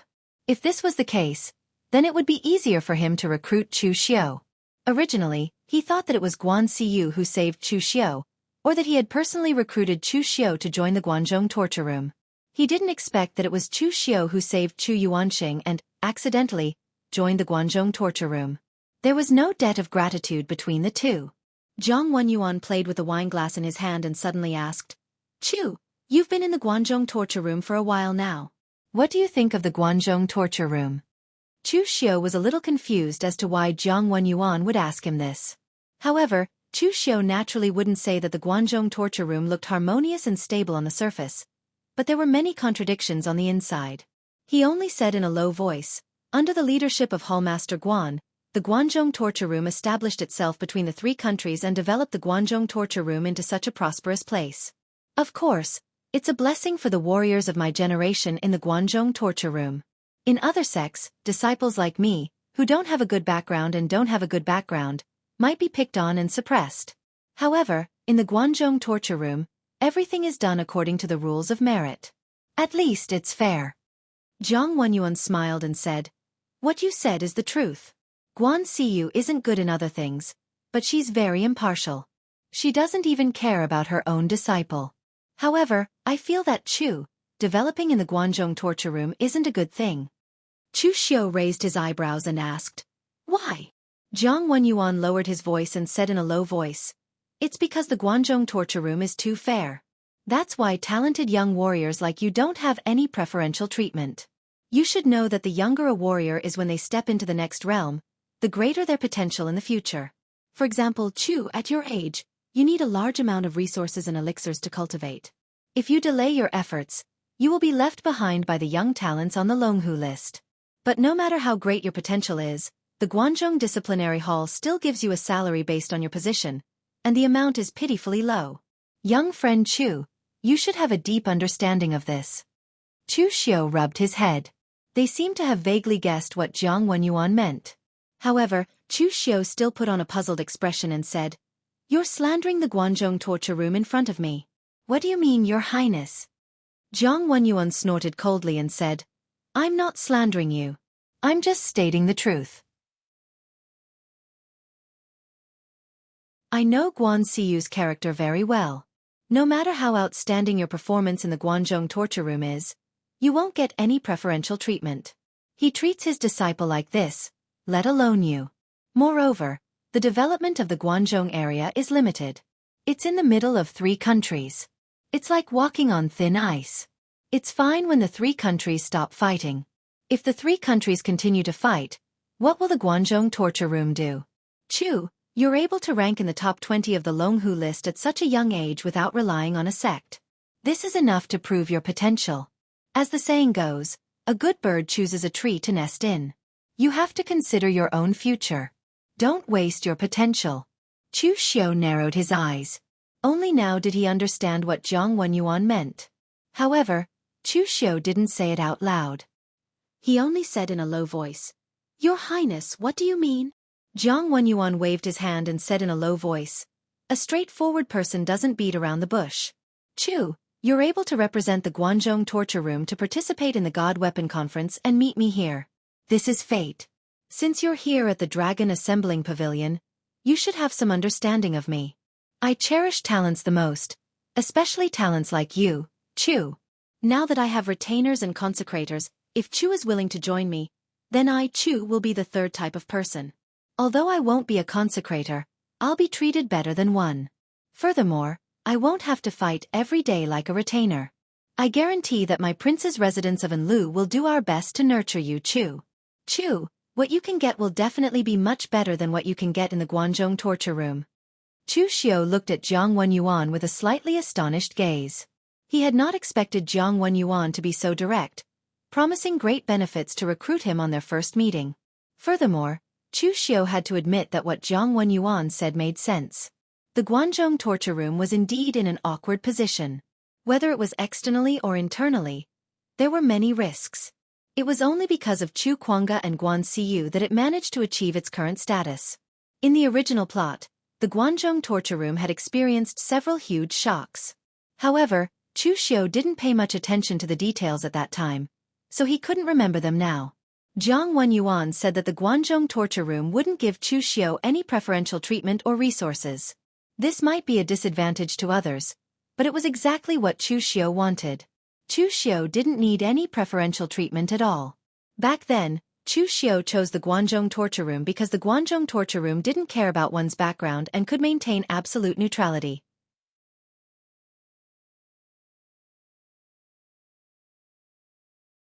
Chapter 220. Jiang Wenyuan was right when he said that a fine bird chose a good tree to nest in. However, the problem was that Jiang Wenyuan was not a good tree. If Chu Xiao really chose to side with Jiang Wenyuan, he would be courting death. One could tell from Jiang Wenyuan's current behavior that he had been walking on the path of courting death without stopping. If Chu Xiao really sided with Jiang Wenyuan, he would probably end up in a miserable state. He would probably die even faster. Moreover, Chu Xiao also had his own ambitions. A fine bird chose a good tree to nest in. All along, Chu Xiao had not wanted to be a fine bird, but a divine tree that could attract countless fine birds. Therefore, after hearing Jiang Wenyuan's straightforward solicitation, Chu Xiao's expression turned solemn. He cupped his hands and said, "Thank you for your kindness, Your Highness. I am ashamed to accept it. However, when I, Chu Xiao, was at my lowest point, it was the Guanzhong torture room that took me in. Although I, Chu Xiao, am not a good person, I know the principle of repaying kindness.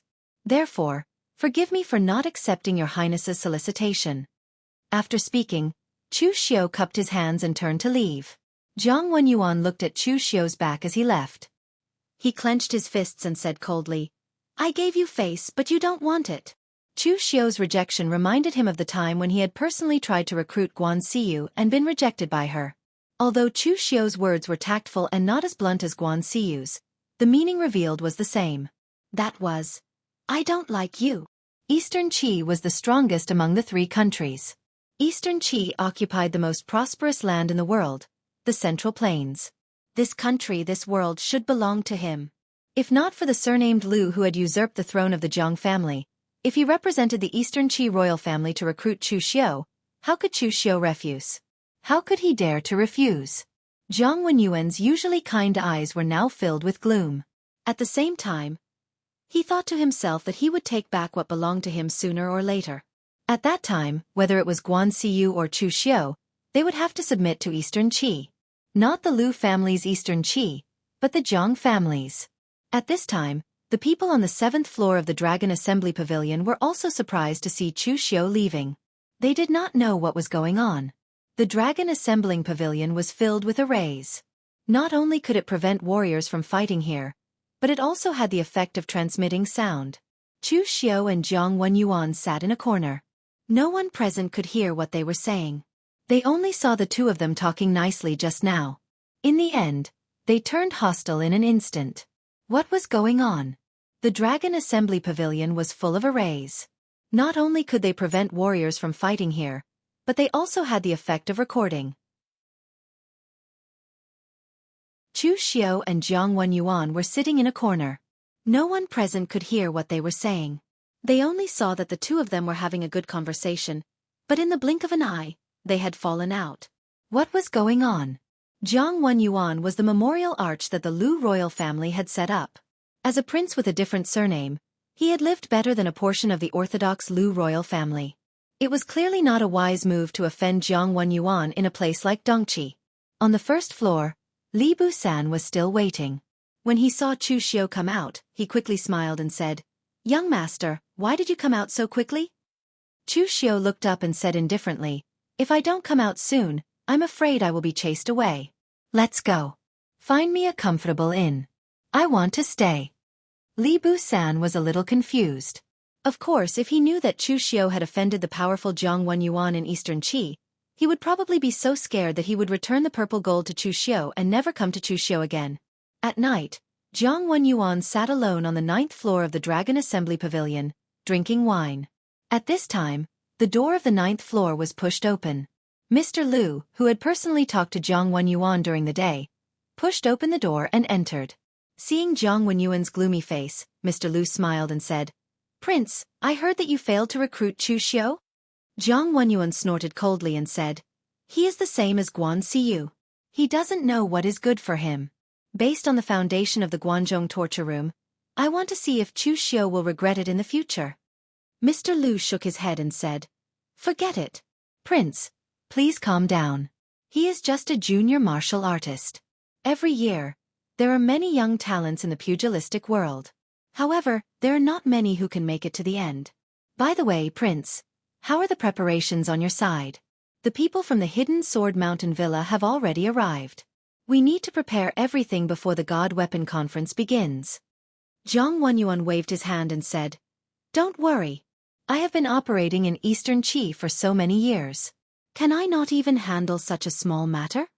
Mr. Lu cupped his hands and said, "Then this one can rest assured. Although this is a small matter for your highness, it is a big matter for us. If this cooperation is successful, in the future, if your highness has something to ask of us, we can still cooperate." Jiang Wenyuan nodded and suddenly asked, "Actually, I don't understand why you are doing this. Dugu Weiwei has been dead for hundreds of years, and the Kunlun devil cult has long been destroyed. Look at the moon-worshipping cult in Miaojiang, and then look at the evil pole sect in Northern Plains.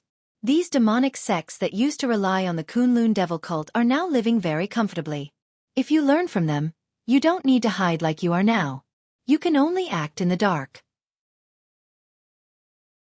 As soon as Jiang Wenyuan's words left his mouth, Mr. Lu's expression abruptly changed. His gaze became extremely gloomy, and the aura around him became incomparably furious. Strong winds swept out, and true energy roared. This Mr. Lu, who seemed extremely ordinary, was actually a great expert who was one with the world. "Shut up. As long as the sacred fire is not extinguished, the Devil Lord will not die. At the peak of West Kunlun, even if the bald donkeys of the Bodhi Zen Monastery used the 6 paths of Buddha reincarnation formation to seal it, the rootless sacred fire was still burning. Who would dare say that the Devil Lord was dead? Even the sovereign list of wind-sweeping tower has a place for the Devil Lord. Ning Xuanji is known as an immortal, but he is also a mortal. He alone can't kill the Devil Lord." Just as Mr. Lu's aura burst forth, several auras also burst forth from the Dragon Gatherer Pavilion. Among them was the unity of heaven and man, as well as the 5 Qis unifications. Clearly, as soon as Mr. Lu made a move, they would immediately attack.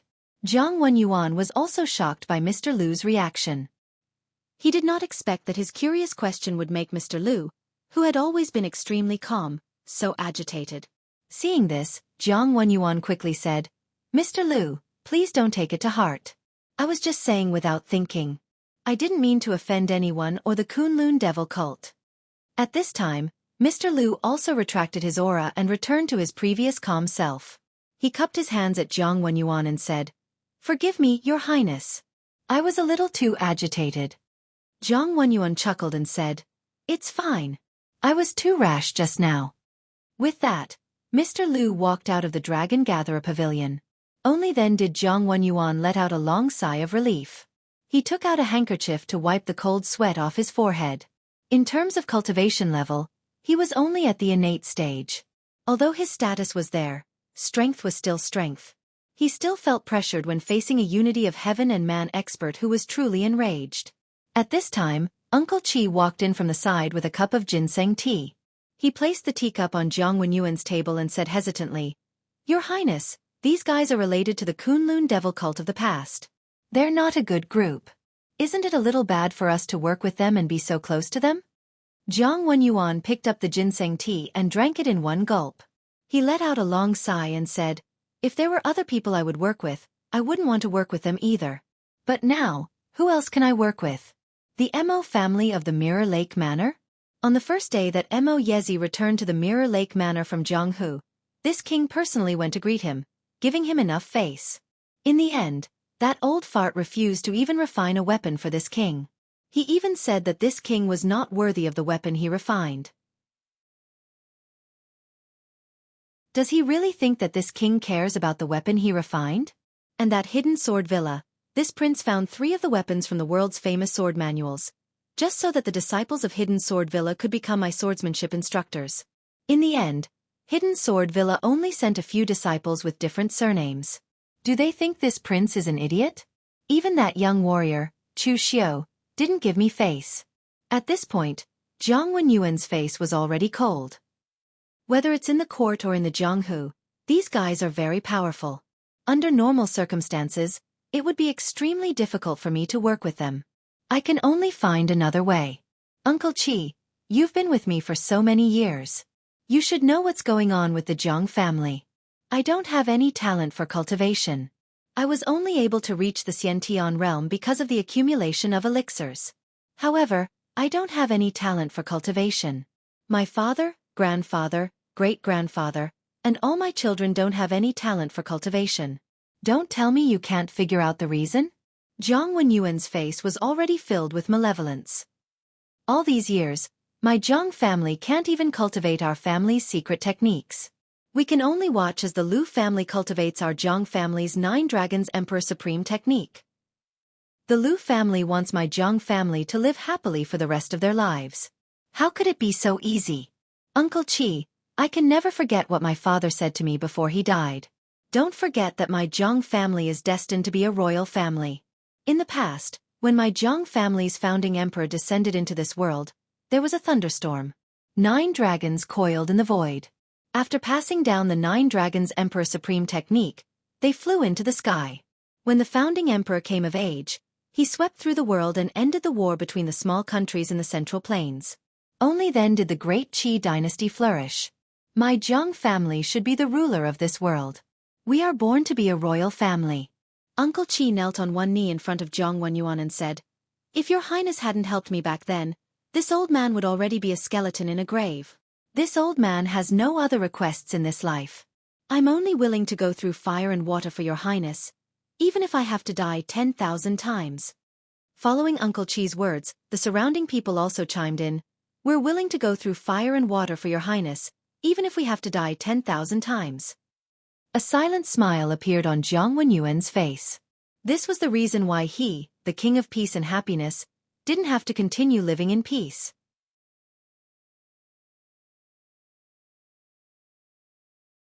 Chapter 221.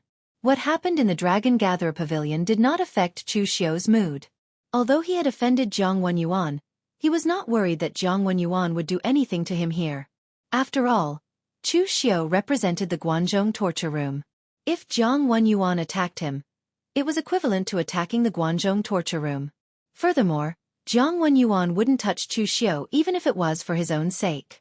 In front of outsiders, Jiang Wenyuan had always shown himself to be very forthright and magnanimous. Right now, others still didn't know that he had been rejected when he tried to recruit Chu Xiu. If he were to make a move on Chu Xiu at this time, wouldn't it be equivalent to confessing without being pressed and ruining his own reputation? Therefore, Chu Xiu continued to wander around the Ji State Prefecture for the past few days. At the same time, many people from the pugilistic world came to the Ji State Prefecture during this period of time. The entire Ji State Prefecture was in a mess, and it was almost impossible to contain them. Chu Xiu could not be bothered to squeeze with those people in the Ji Province Prefecture, so he went directly to the Water Cloud Temple next to the Mirror Lake outside the city. On one side of the Mirror Lake was the Mo family's Mirror Lake Villa, and on the other side was a small Taoist temple called the Water Cloud Temple. In the Mirror Lake, Chu Xiu sat on a small boat, looking at the scenery outside. There was a pot of yellow wine and a few side dishes on the bow. If it was not the wretched Li Bu-san beside him, but a gentle and affectionate beauty, this scene would probably be more poetic. At this time, there were many small boats on the Mirror Lake. Obviously, there were many warriors who thought that the Ji State Prefecture was too crowded, so they came here to relax. Anyway, it was not too far away from the God Weapon Convention of the Mirror Lake Villa. At this time, Li Bu-san was introducing the situation of the Water Cloud Temple to Chu Xiu. Young master, in 2 hours, Taoist Shen Chang of the Water Cloud Temple will be preaching. If you are interested, you can go and listen. Chu Xiu took a sip of the warm yellow wine and asked, "Is this Water Cloud Temple's Taoist Shen Chang very strong?" Li Bu-san scratched his head and said hesitantly, "Taoist priest Shen Chang? He doesn't seem to know any martial arts. At least, in all the years I've been in the Ji State Prefecture, I've never seen Taoist priest Shen Chang fight with anyone. At most, I've seen him perform some Taoist qi nurturing moves, but they're slow and powerless. Moreover, the scale of the Water Cloud Temple is also very small. There are only Taoist priest Shen Chang and a few orphans that he took in when they were young. These orphans were raised by him to become little Taoist priests. After they came of age, they went to the Jianghu to preach and travel." When Chu Xiu heard this, a look of interest appeared in his eyes. He didn't believe that the Taoist priest of the Water Cloud Temple didn't know martial arts. One had to know that the Mirror Lake was a treasured land of feng shui. However, in this huge Mirror Lake, on one side was the Mirror Lake Manor's Mo clan, and on the other side was the Water Cloud Monastery. Wasn't this strange? It was normal for the Mo clan to be there. Although the Mo clan wasn't very strong, they had Mo Yezi, the former pavilion master of the Divine Weapon Pavilion and a great master of blacksmithing. Ordinary powers couldn't compare to them. Therefore, it was normal that other powers didn't dare to establish their power next to the Mirror Lake. Moreover, the Water Cloud Temple looked very ordinary. There was only an old Taoist priest and a group of young Taoist priests. However, it was able to face the Mirror Lake Manor's Mo clan across the lake. If there was nothing fishy going on, Chu Xiu wouldn't believe it even if he was beaten to death. Li Bu-san continued, "Every time after lunch, Taoist priest Shen Chang would explain the Taoist scriptures to the young Taoist priests in front of the Water Cloud Temple. Anyone who is interested can come and watch."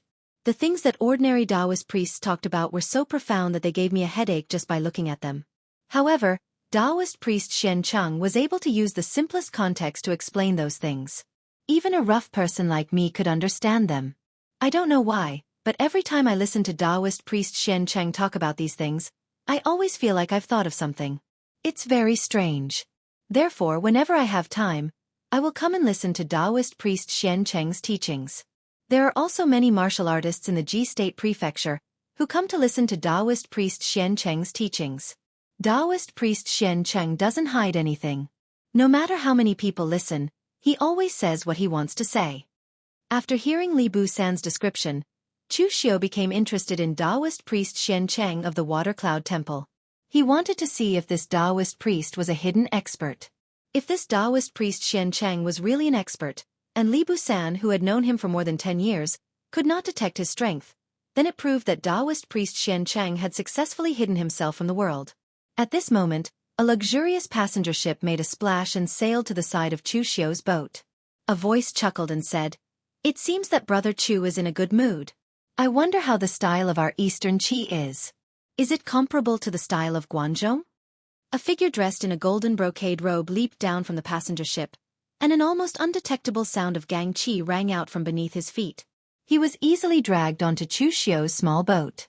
Chu Xiu remembered this person in front of him. A few days ago, he was on the 7th floor of the Dragon Gatherer Pavilion. Judging from his status and the fact that he was surrounded by a crowd, he should not be of low status. Chu Xiu shook his head and said, "Guanzhong has experienced war and there is really nothing beautiful about the scenery. The so-called prosperity is only due to the trade caravans and martial artists coming and going from the 3 countries. In reality, there are not many locals in Guanzhong." After saying this, Chu Xiu cupped his hands at the young man and said, "May I know your name?" The young man smiled and said, "Not a problem. I am Mo Tianlin of the Mo family of Shangyang." Chu Xiu narrowed his eyes and said, "Number 15 on the Longhu roll, ink drunk sword, Hanlin?" The Mo family of Shangyang of Eastern Qi was one of the 9 aristocratic families in the world. Although it was not at the top, it had not declined for 1,000 years and its strength had always been stable. Mo Tianlin shook his head with a bitter smile and said, "I did not think of this nickname myself. It is not something to be proud of." The nickname Ink Drunk Sword did not refer to Mo Tianlin's martial arts or his weapon. Instead, it referred to the time when Mo Tianlin was young and frivolous. He hid his identity and pursued a prostitute but failed. In his drunken stupor, he danced with his sword and used it as a brush. He splashed ink and wrote a sad song that spread throughout the entire Eastern Qi. As a disciple of the Mo family of Shangyang, one of the 9 aristocratic families, he pursued a prostitute but failed. As a disciple of a martial arts family, he wanted to make a name for himself in Eastern Qi with a song.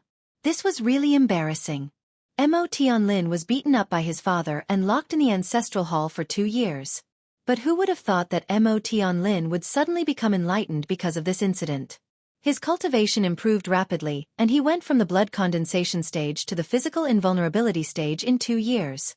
After he came out to roam the Jianghu, he showed extraordinary strength and climbed to the 15th place on the Longhu list within a year.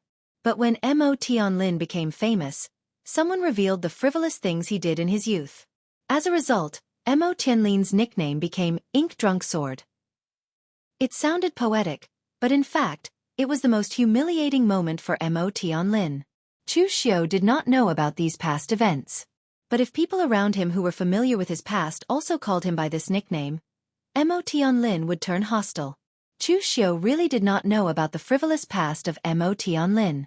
He only remembered the names and backgrounds of the top 20 martial artists on the Longhu list, but he would not memorize all their detailed information. At this moment, Mo Tianlin smiled and said, "Brother Chu and Prince Anil seemed to have some conflict yesterday. Today, he took the initiative to talk to Chu Xiu because he was overflowing with gossip and purely out of curiosity. It was fine that he did not see Chu Xiu. Coincidentally, he was also touring the lake, so he came to chat with Chu Xiu. He was also a little curious about Chu Xiu. Among the top 20 of the Longhu list, there were very few martial artists who were originally loose cultivators. It could be said that they were as rare as phoenix feathers and unicorn horns. Although Chu Xiu was now the patrol inspector of the Guanzhong torture room, his background was that of a standard loose cultivator. Being able to reach this step, Mo Tianlin was also very curious. Chu Xiu shook his head. He did not spread the news of Jiang Wenyuan recruiting him to the city. He only said lightly, "Just some differences of opinion. I, Chu Xiu, was born in the wilderness, while Prince Anil was once a member of the royal family. Of course, we are not on the same page." Hearing that Chu Xiu did not want to say anything, Mo Tianlin did not force him. Instead he said, "Actually, Prince Anil falling out with you could be your own bad luck, taking the blame for your hall master." Chu Xiu said in surprise, "Hall Master Guan has a grudge with Prince Anil?" Mo Tianlin smiled and said, "My Mo family is the local tyrant of Eastern Qi. I have heard some news.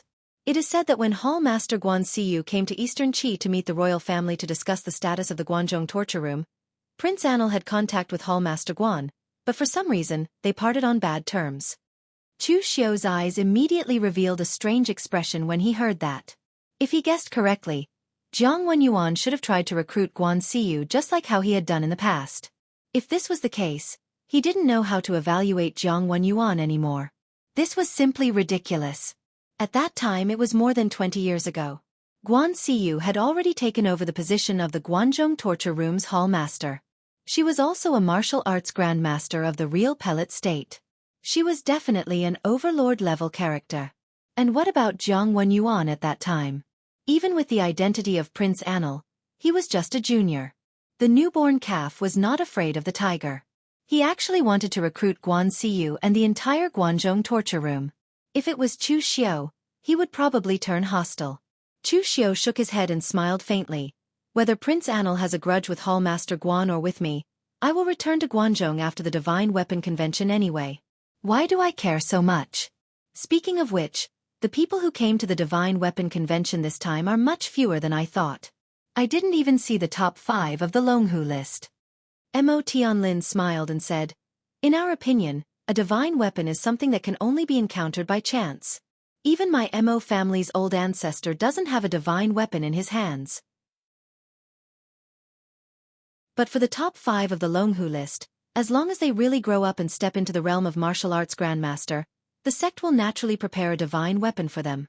Why bother to come here to fight for a divine weapon that you don't even know what it is?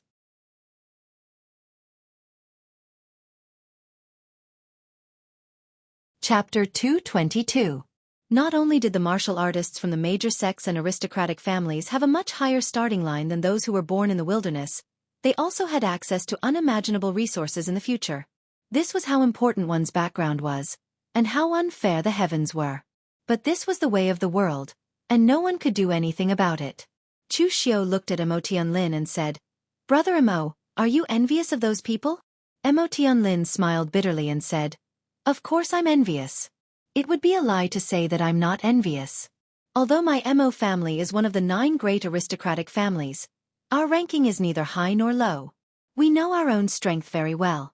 For example, that little celestial master Zhang Qingzhen was born with everything he had.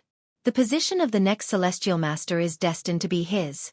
Also, the 10th place in the famous sword spectrum, one of the 3 divine weapons of Mount Longhu, the evil slaying sword, will also be wielded by Zhang Qingzhen in the future. But for people like us, we have to scheme against each other within our families and fight with people in the Jianghu to obtain all of this. But for others, it's so easy. Chu Xiu poured a cup of wine for Mo Tianlin and said lightly, Actually, Brother Mo, you don't have to compare yourself with people like Zhang Qingzhen. As a disciple of the Mo family, Brother Mo already has a lot. At the very least, you have the qualifications to fight with these heroes in the Jianghu. What you don't know is that for most low-level martial artists, staying alive is already doing their best. Chu Xiu's words made Mo Tianlin's whole body tremble. Doing their best to stay alive was indeed not something someone with his background could imagine. Mo Tianlin smiled freely and shook his head. Listening to Brother Chu's words, it seems like I'm being unreasonable. Compared to the majority of martial artists who cultivate alone, martial artists like me who come from sects and aristocratic families are indeed much better. Just as Mo Tianlin was chatting with Chu Xiu, a burst of exclamations suddenly came from the surrounding boats. Chu Xiu looked in the direction of the sound and saw a person walking over from the lake. That person was a handsome young man in his 20s. He wore a gray warrior suit, and his long black hair hung loosely behind him. He didn't wear a crown, and looked free and unrestrained. Moreover, he carried a long sword wrapped in linen on his back without a scabbard, which looked a little strange. At this moment, the young man was walking on the water. Every time his feet landed on the water, there would be an explosion of astral energy. It was as if a physical body had exploded, causing his body to soar into the air. Only then could he run on the water. Walking on water sounded simple, and any martial artist who had reached the physical invulnerability realm should be able to do it. However, in reality, it was rare to find someone who had reached the oneness of heaven and man realm, let alone a physical invulnerability expert. Continuously exploding the stellar energy under one's feet to achieve the goal of supporting oneself, this required not only the cultivation of the martial artist's own inner strength, but also the control of the stellar energy. Seeing this person coming, the corner of Mo Tianlin's mouth immediately revealed a smile. Another acquaintance. As he spoke, the young man had already arrived in front of Chu Xiu's boat. With one step, he came directly in front of Chu Xiu and Mo Tianlin. Mo Tianlin, I haven't seen you for more than a year, but you're still the same. Mo Tianlin smiled. Just as he was about to say some polite words, he heard the young man continue. Your strength still hasn't improved at all. The greeting he was about to say was immediately swallowed back by Mo Tianlin. He coldly snorted. Xie Xiaolu, your mouth is still so smelly. After rebuking him, Mo Tianlin then introduced him to Chu Xiu. This is 100-Li Flying Feather, Xie Xiaolu, from West Chu's World Alliance. Chu Xiu looked at him. This person was also an outstanding talent on the Longhu list. His ranking was even higher than Mo Tianlin's, 12th. Moreover, his background was also extraordinary. He came from the World Alliance of the Six Gangs. His master was the famous World Alliance's leader, 1,000 Li of Mountains and Rivers Chen Qingdi. That person was an outstanding talent. Like Nie Renlong from the morgue, he also came from the wilderness. If Nie Renlong relied on his own methods to slowly build up the foundation of the morgue, then Chen Qingdi used his own pair of iron fists to build up the World Alliance's 1,000 Li of mountains and rivers. Chu Xiu cupped his hands and said, So it's Brother Xie, I've heard a lot about you. Mo Tianlin then pointed at Chu Xiu and said, This is Brother Chu Xiu. In the past, he was the gold medal assassin, blood demon, of the Blue Dragon Society. Now, he is the Guanxi Patrol Inspector of the Guanzhong Torture Room. He is also ranked in the top 20 of the Longhu list. Although Chu Xiu was ranked in the top 20 of the Longhu list, his fame was mostly in the northern Yan-East Yan region. In the entire Jianghu, he wasn't very famous. Even if most people didn't look at the Longhu list, they wouldn't even remember Chu Xiu's name. Therefore, Mo Tianlin introduced him in detail, afraid that Xie Xiaolu wouldn't know Chu Xiu. However, after hearing Chu Xiu's name, Xie Xiaolu suddenly said, You're that Chu Xiu who beat up that brat Lin Kaiyun to the point where not a single part of his body is left unscathed? Also, little Marquis Lu Fengxian, are you your friend? Chu Xiu shrugged and said, I don't know if Lin Kaiyun suffered a blow or not, but when he caused trouble in the Guanzhong torture room, I fought with him and defeated him. I don't know what happened to him after he returned to Sword King City. Lu Fengxian is indeed this one's friend. Brother Xie, did you meet him in the West Chu land? I wonder how Brother Lu is doing? On the side, Mo Tianlin looked at Chu Xiu, blinked and said, Brother Chu, it seems like you've hidden yourself quite well. Even Wind-Sweeping Pavilion's intelligence doesn't have this information. Chu Xiu waved his hand and said, If I announced it to the world just because I defeated Lin Kaiyun, wouldn't Sword King City's people come after me? Xie Xiaolu's cold face pulled out a smile and said, Even if you don't announce it, Sword King City's people will still hate you in their hearts. I've long been unhappy with that kid Lin Kaiyun. I was waiting for him to come out of seclusion to teach him a lesson. I didn't expect that when I ran into Sword King City's people, I heard that Lin Kaiyun was defeated by you and was unable to recover. He's been muddling around in Sword King City all day and is almost crippled. Chu Xiu rubbed his nose. If this was the case, then Chu Xiu was really wrong this time. Last time in the Guanzhong torture room, Chu Xiu really didn't have any killing intent towards Lin Kaiyun. He just wanted to teach him a lesson. Lin Kaiyun's injuries weren't fatal. But who would have thought that Lin Kaiyun's state of mind would be so poor? He suffered such a small blow and almost died. This was equivalent to Chu Xiu crippling one of Sword King City's younger generation's geniuses. This enmity wasn't small. Chu Xiu hadn't expected this. Xie Xiaolu said to Chu Xiu, Actually, I already knew about you before this matter. I got to know Lu Fengxian more than a year ago. He's also an outstanding talent. If it wasn't for him not wanting to cause trouble, with Brother Lu's strength, he would definitely be ranked on the Dragon and Tiger list. Even my master wanted to recruit Brother Lu after meeting him. Unfortunately, Brother Lu refused and went back to roaming the world. At that time, Brother Lu mentioned Brother Chu to me. For Brother Lu to praise you so much, you're definitely not an ordinary person. When talking about Lu Fengxian, Xie Xiaolu's face, which didn't have much expression, revealed a look of admiration. Obviously, he admired Lu Fengxian very much. This was very normal in Chu Xiu's eyes. He understood Lu Fengxian's character. He could make many friends, but at the same time, He was also the easiest to be used by others. And in terms of strength, Lu Fengxian didn't need to be mentioned. His future achievements could already explain everything. At this time, Mo Tianlin suddenly asked Xie Lu, "Right, why did you come to the God Weapon Convention this time? Not to mention the fact that you might not be able to obtain the God Weapon. Even if you did obtain the God Weapon, that God Weapon would be a blade.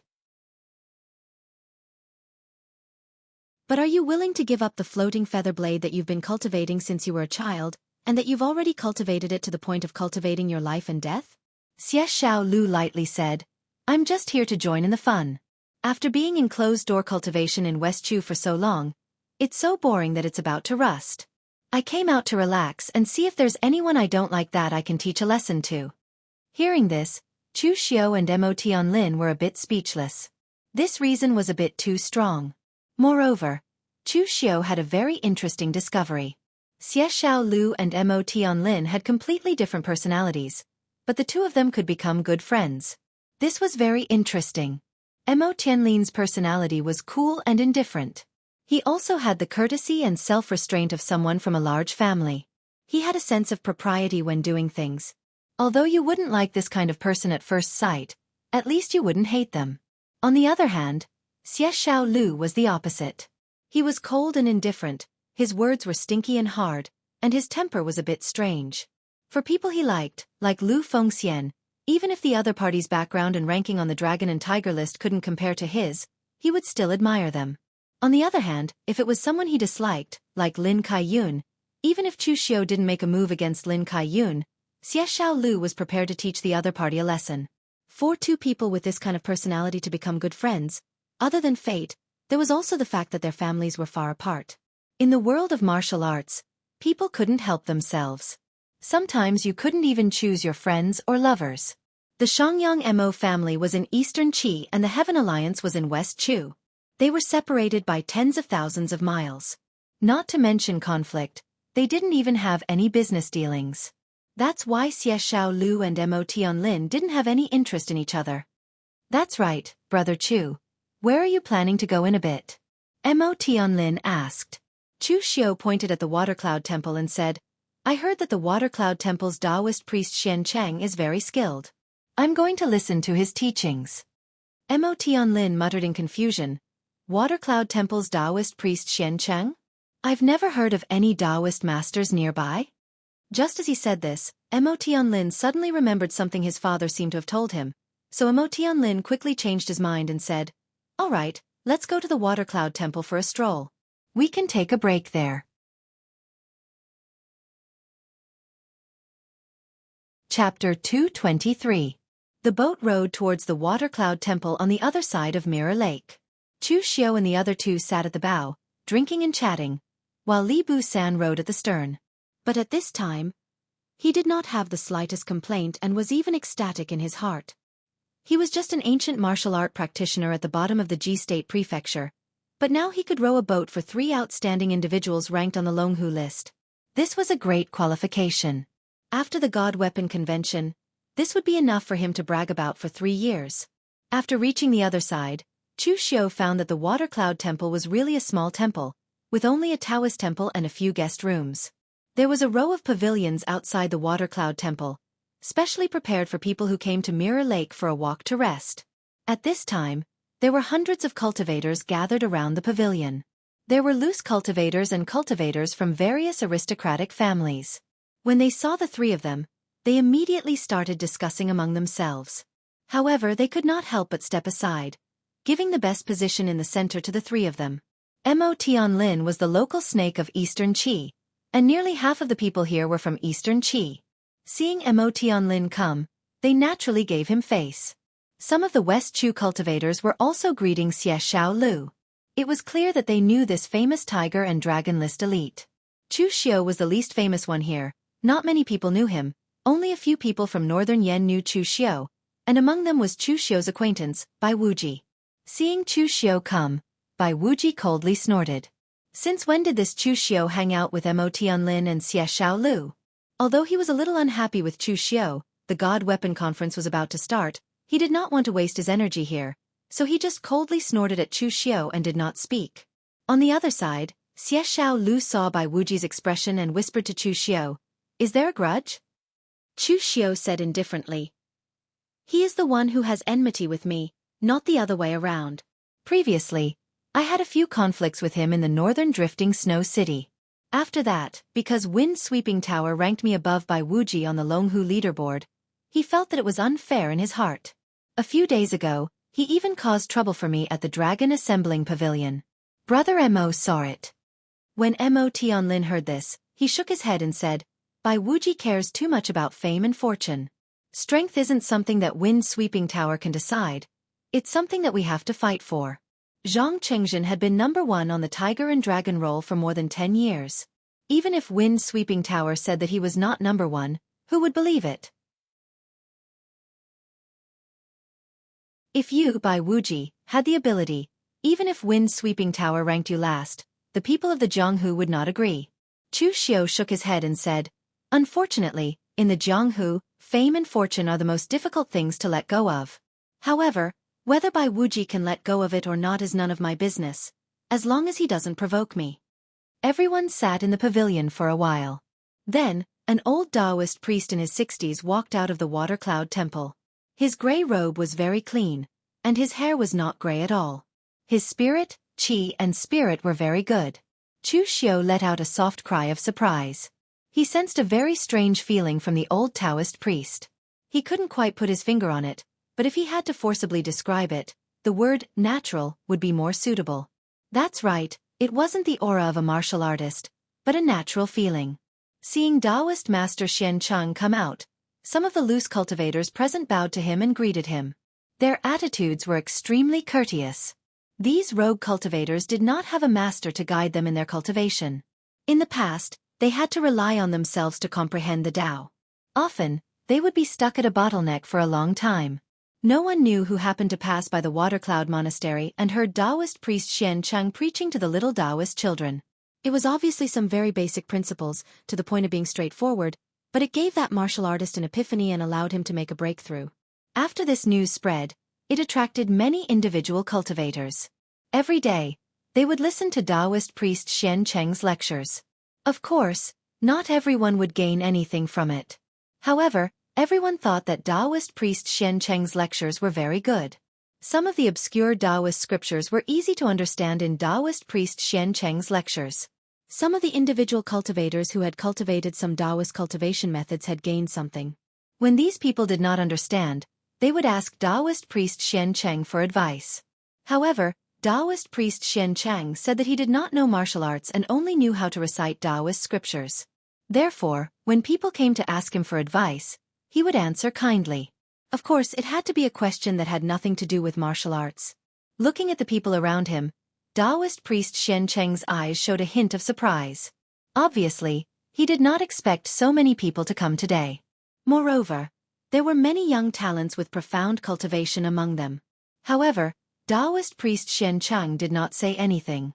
Behind him, 6 little Taoist children, who were about 10 years old, sat obediently under Taoist priest Xian Cheng and listened attentively. Taoist priest Xian Cheng did not take out any books. He just casually played with a horsetail whisk. He looked at the 6 little Taoist children and said, "Today, we will be talking about 5 energies collecting." As soon as these words came out, everyone was stunned except for the martial artists who had heard Taoist priest Xian Cheng's preaching before. An ordinary Taoist priest was preaching about 5 energies collecting to a group of little kids who had not even learned martial arts? Was he crazy? Some of the martial artists who came from major powers were sneering in their hearts. Previously, they had heard that this Taoist priest seemed to have some capabilities. Now, it seemed like he was just a lunatic. An ordinary Taoist priest actually dared to talk about 5 energies collecting? Most likely, he had not even seen an expert who had reached the 5 energies collecting realm before. The reactions of the outside world did not affect Taoist priest Xian Cheng's preaching. He only said slowly, 5 energies collecting is a cultivation technique of my Taoist lineage. However, today, I will not be talking about martial arts. Instead, I will be talking about intent cultivation and the true meaning of 5 energies collecting. In the 5 energies collecting, the heart stores the spirit, the liver stores the soul, the spleen stores the intent, the lungs store the spirit, and the kidneys store the essence. At the same time, the 5 organs of the human body correspond to the 5 elements of heaven and earth. My Taoist lineage cultivates the body, but at the same time, we also cultivate the heaven and earth. For example, the heart stores the spirit. It corresponds to the southern Scarlet Emperor's fire. It is violent and intense, restless and uneasy. How should one cultivate in such a manner? It's very simple. The heart stores the spirit. You have to focus and focus your mind. Your own temperament will be like a jumping monkey.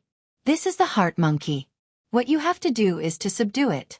As the saying goes, sever the heart monkey to become Wukong.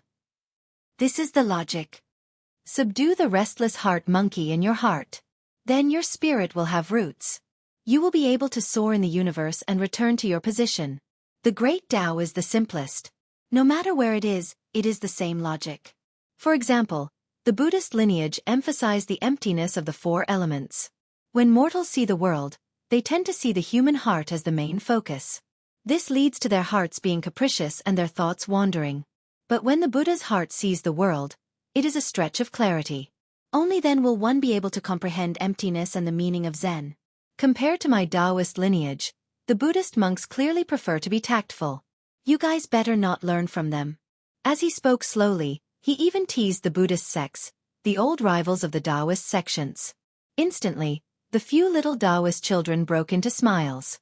As for the other martial artists present, they all had different expressions. Some understood, and some felt that it was not bad. However, most of the martial artists had a look of disdain on their faces. What the hell was he talking about? Subduing the heart monkey and emptiness of the 4 elements? Did he really think that he could break through the 5 Qis toward the origin realm after subduing it? What kind of joke was this? Chu Xiao and the other 2 revealed a look of contemplation, especially Chu Xiao. He was about to break through to the 3-flower realm, so he attached great importance to the cultivation of the state of mind. Those who did not cultivate the state of mind naturally felt that what Taoist priest Xiancheng said was nonsense and useless. However, for Chu Xiao, what Taoist priest Xiancheng said made him feel like he was suddenly enlightened. These words were useless for cultivation itself.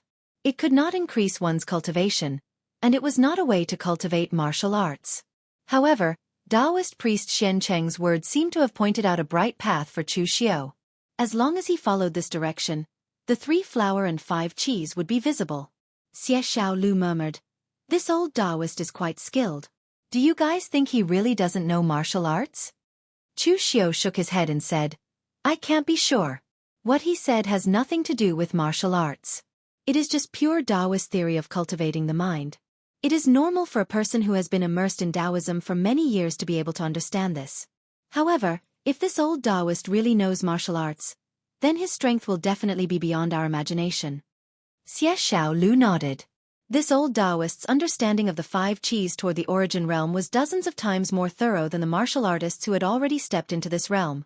If he really was a martial artist, then he would probably be a grandmaster who could establish his own sect. Taoist priest Xiancheng stretched his body. He had just talked about the 5 Qis toward the origin realm, and there were still 4 more that he was going to talk about. However, at this moment, a sharp female voice filled with hatred suddenly came from outside the crowd. "Chu Xiao, it's actually you." The crowd looked back and saw a skinny woman dressed in a white warrior suit. Her eyes were red as she pointed at Chu Xiao. She looked like she wanted to swallow him alive. This woman was none other than Yan Tingting of the Divine Force sect. In fact, Yan Tingting did not plan to come to this God Weapon conference. In fact, the Divine Force sect did not even plan to participate in the entire conference. After all, there were no outstanding people among the younger generation of the Divine Force sect. Even if they came, they would only embarrass themselves. Therefore, it was better not to come. However, Yan Tingting had been sulking in the Divine Force sect. Yan Huainan felt sorry for his daughter and did not want to see her sulking. Therefore, he sent her to participate in the God Weapon Conference. But in fact, she had come to the land of Eastern Qi to relax. Most importantly, Yan Huainan knew why Yan Tingting was so sulky. This time, the God Weapon Conference in Eastern Qi was attended by all the outstanding young talents of the pugilistic world. Yan Huainan did not care whether the other party was from a big sect or a common person in the pugilistic world. As long as Yan Tingting liked one, Yan Huainan would agree. Anyway, it was fine as long as she could forget about that useless Yu Luchuan.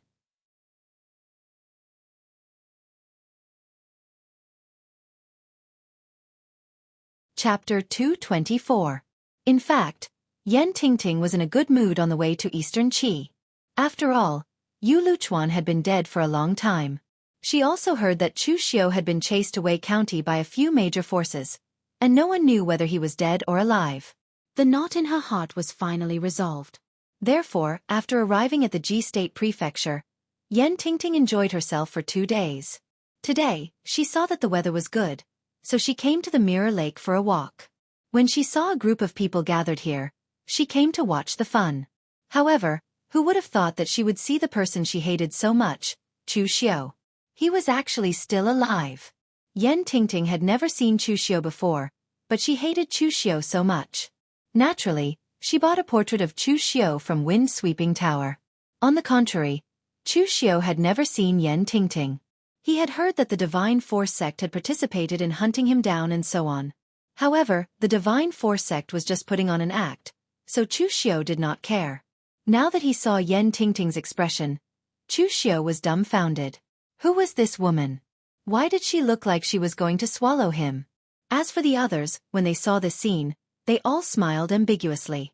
Looking at Yan Tingting's expression, they thought that Chu Xiu had played some unfaithful man's tricks and abandoned her after seducing her. That was why Yan Tingting came looking for him. However, at this time, Chu Xiu frowned and said, "Who are you? Do I know you?"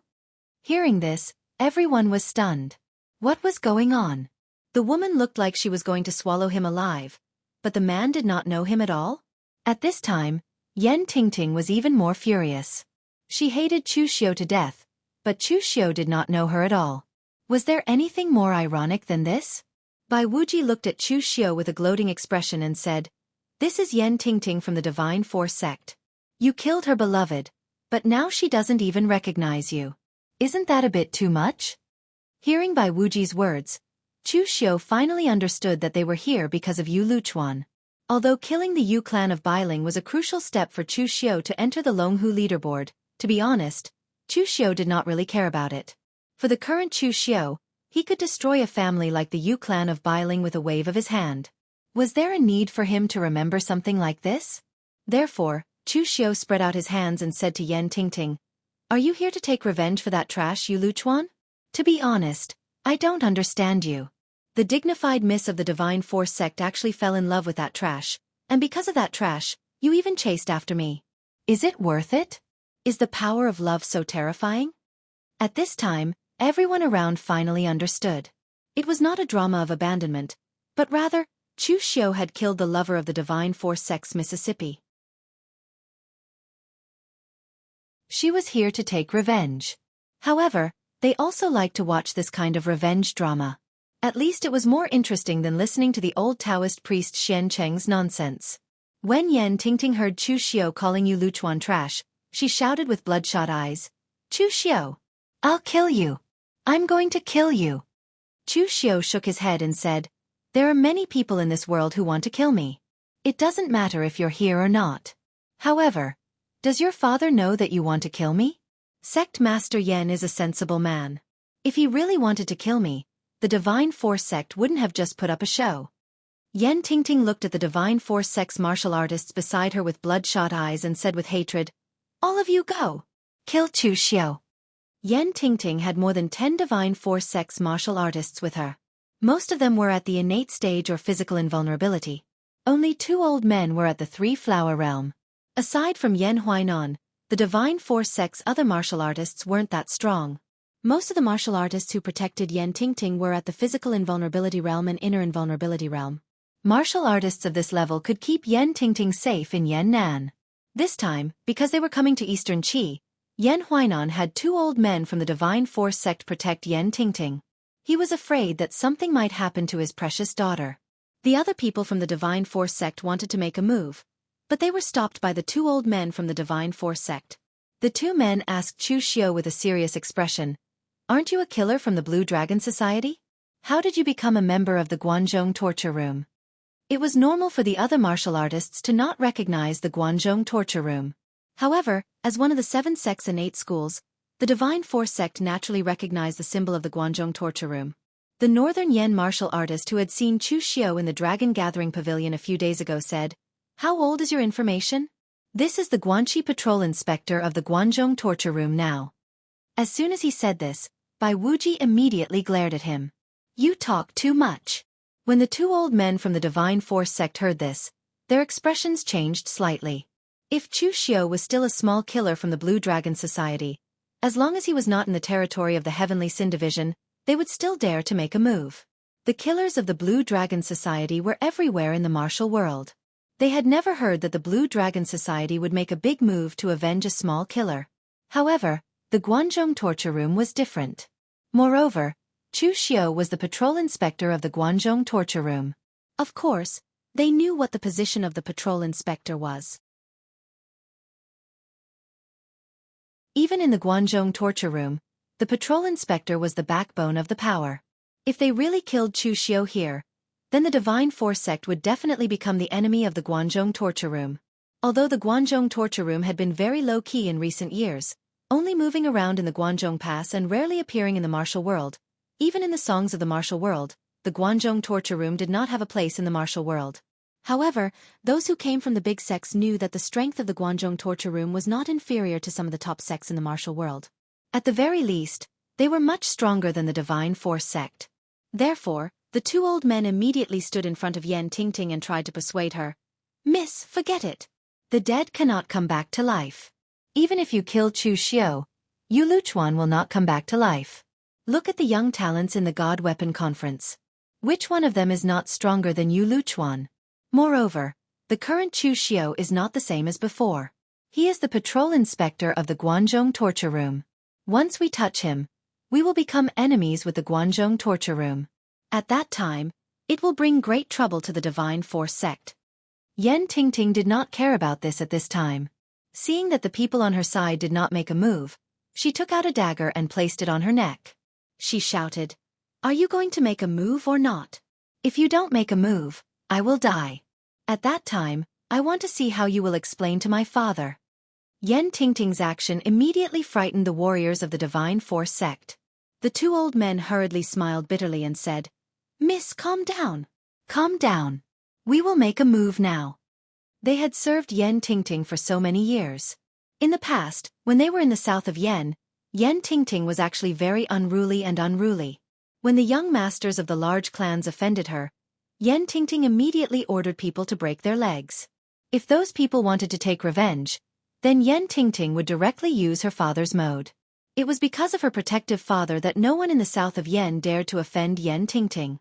However, the problem was that Yan Tingting could only be said to be a little unruly in the past. She was not like now, actually using her own life to threaten the interests of the Divine Force sect. This was simply nonsense. However, no matter how ridiculous Yan Tingting was, they still had to make a move. Otherwise, if something really happened to this miss in their hands, they would not have an easy time either. Thinking about how much Yan Huainan treasured his daughter, these disciples of the Divine Force sect trembled. Since they did not want to die, the person who would die could only be Chu Xiao. Although this was not the south of Yan, it was also not Guanzhong. In an instant, over 10 warriors of the Divine Force sect surrounded Chu Xiao. They took out their weapons and glared at Chu Xiao fiercely. One of the elders held a long saber in his hand and stared at Chu Xiao. He said in a deep voice, "Chu Xiao, we do not want to be enemies with you, nor do we want to incur the wrath of the Guanzhong torture room. However, as you have seen, you have offended the miss greatly. We have no choice but to make a move. If you surrender now and let the miss feel at ease, I can still make the decision to try my best to preserve your life. When the time comes, the Guanzhong torture room will come to collect you." Chu Xiao looked straight at the elder, and his tone did not change at all. He said, "Old man, do you really think that those who can become patrol in a place like the Guanzhong torture room, which does not look at background and only looks at ability, are all idiots? How can you say such ridiculous things?" A cold look appeared in the elder's eyes as he said, "Since you do not know what is good for you, then don't blame me for being ruthless." Chu Xiao shook his head and said, I have something to say to you. The Divine Force sect belongs to Yan Huainan, but your lives are your own. It is not easy for an old man to live to such an old age. Wouldn't it be better to retire peacefully from the martial world and retire? Why must you meet a violent death? How inauspicious. Chu Xiu's words were very vicious, especially to a warrior who was not young anymore. It was no different from cursing the other party to die. The elder said coldly, "A violent death? I want to see today who the violent death is." Before he could finish speaking, Chu Xiu had already moved. His movement caused the weather to change. He formed a seal with one hand, and the power of the internal binding seal erupted. He could move unhindered in the heavens and earth. This was the extreme speed. The red sleeve blade was unsheathed. Before the blood-colored edge could completely shine, it was wrapped in endless black mist. Chu Xiu's blade, Chu Xiu's hand, and Chu Xiu's eyes were already filled with an extremely dense demonic aura of death. The three blades of Avicii. In the face of a warrior at the three-flower realm, Chu Xiu immediately unleashed the second of the three blades of Avicii. It was even mixed with the power of the great chaos of heaven and earth. This blade was the pinnacle of speed and power. The elder from the divine martial gate didn't even have the time to react. By the time he reacted, Chu Xiu had already appeared in front of him. The blade that was surging with demonic aura slashed down. Although the elder had also erupted with all the astral energy in his body in an attempt to raise his blade to block, he was forcibly sliced into two by the blade. His corpse fell to the ground with a loud bang, but strangely, not a single drop of blood flowed out. You're tuning in to the Xiaofan's Wuxia Tales YouTube channel. Don't forget to subscribe and join us on this journey to catch the most captivating stories.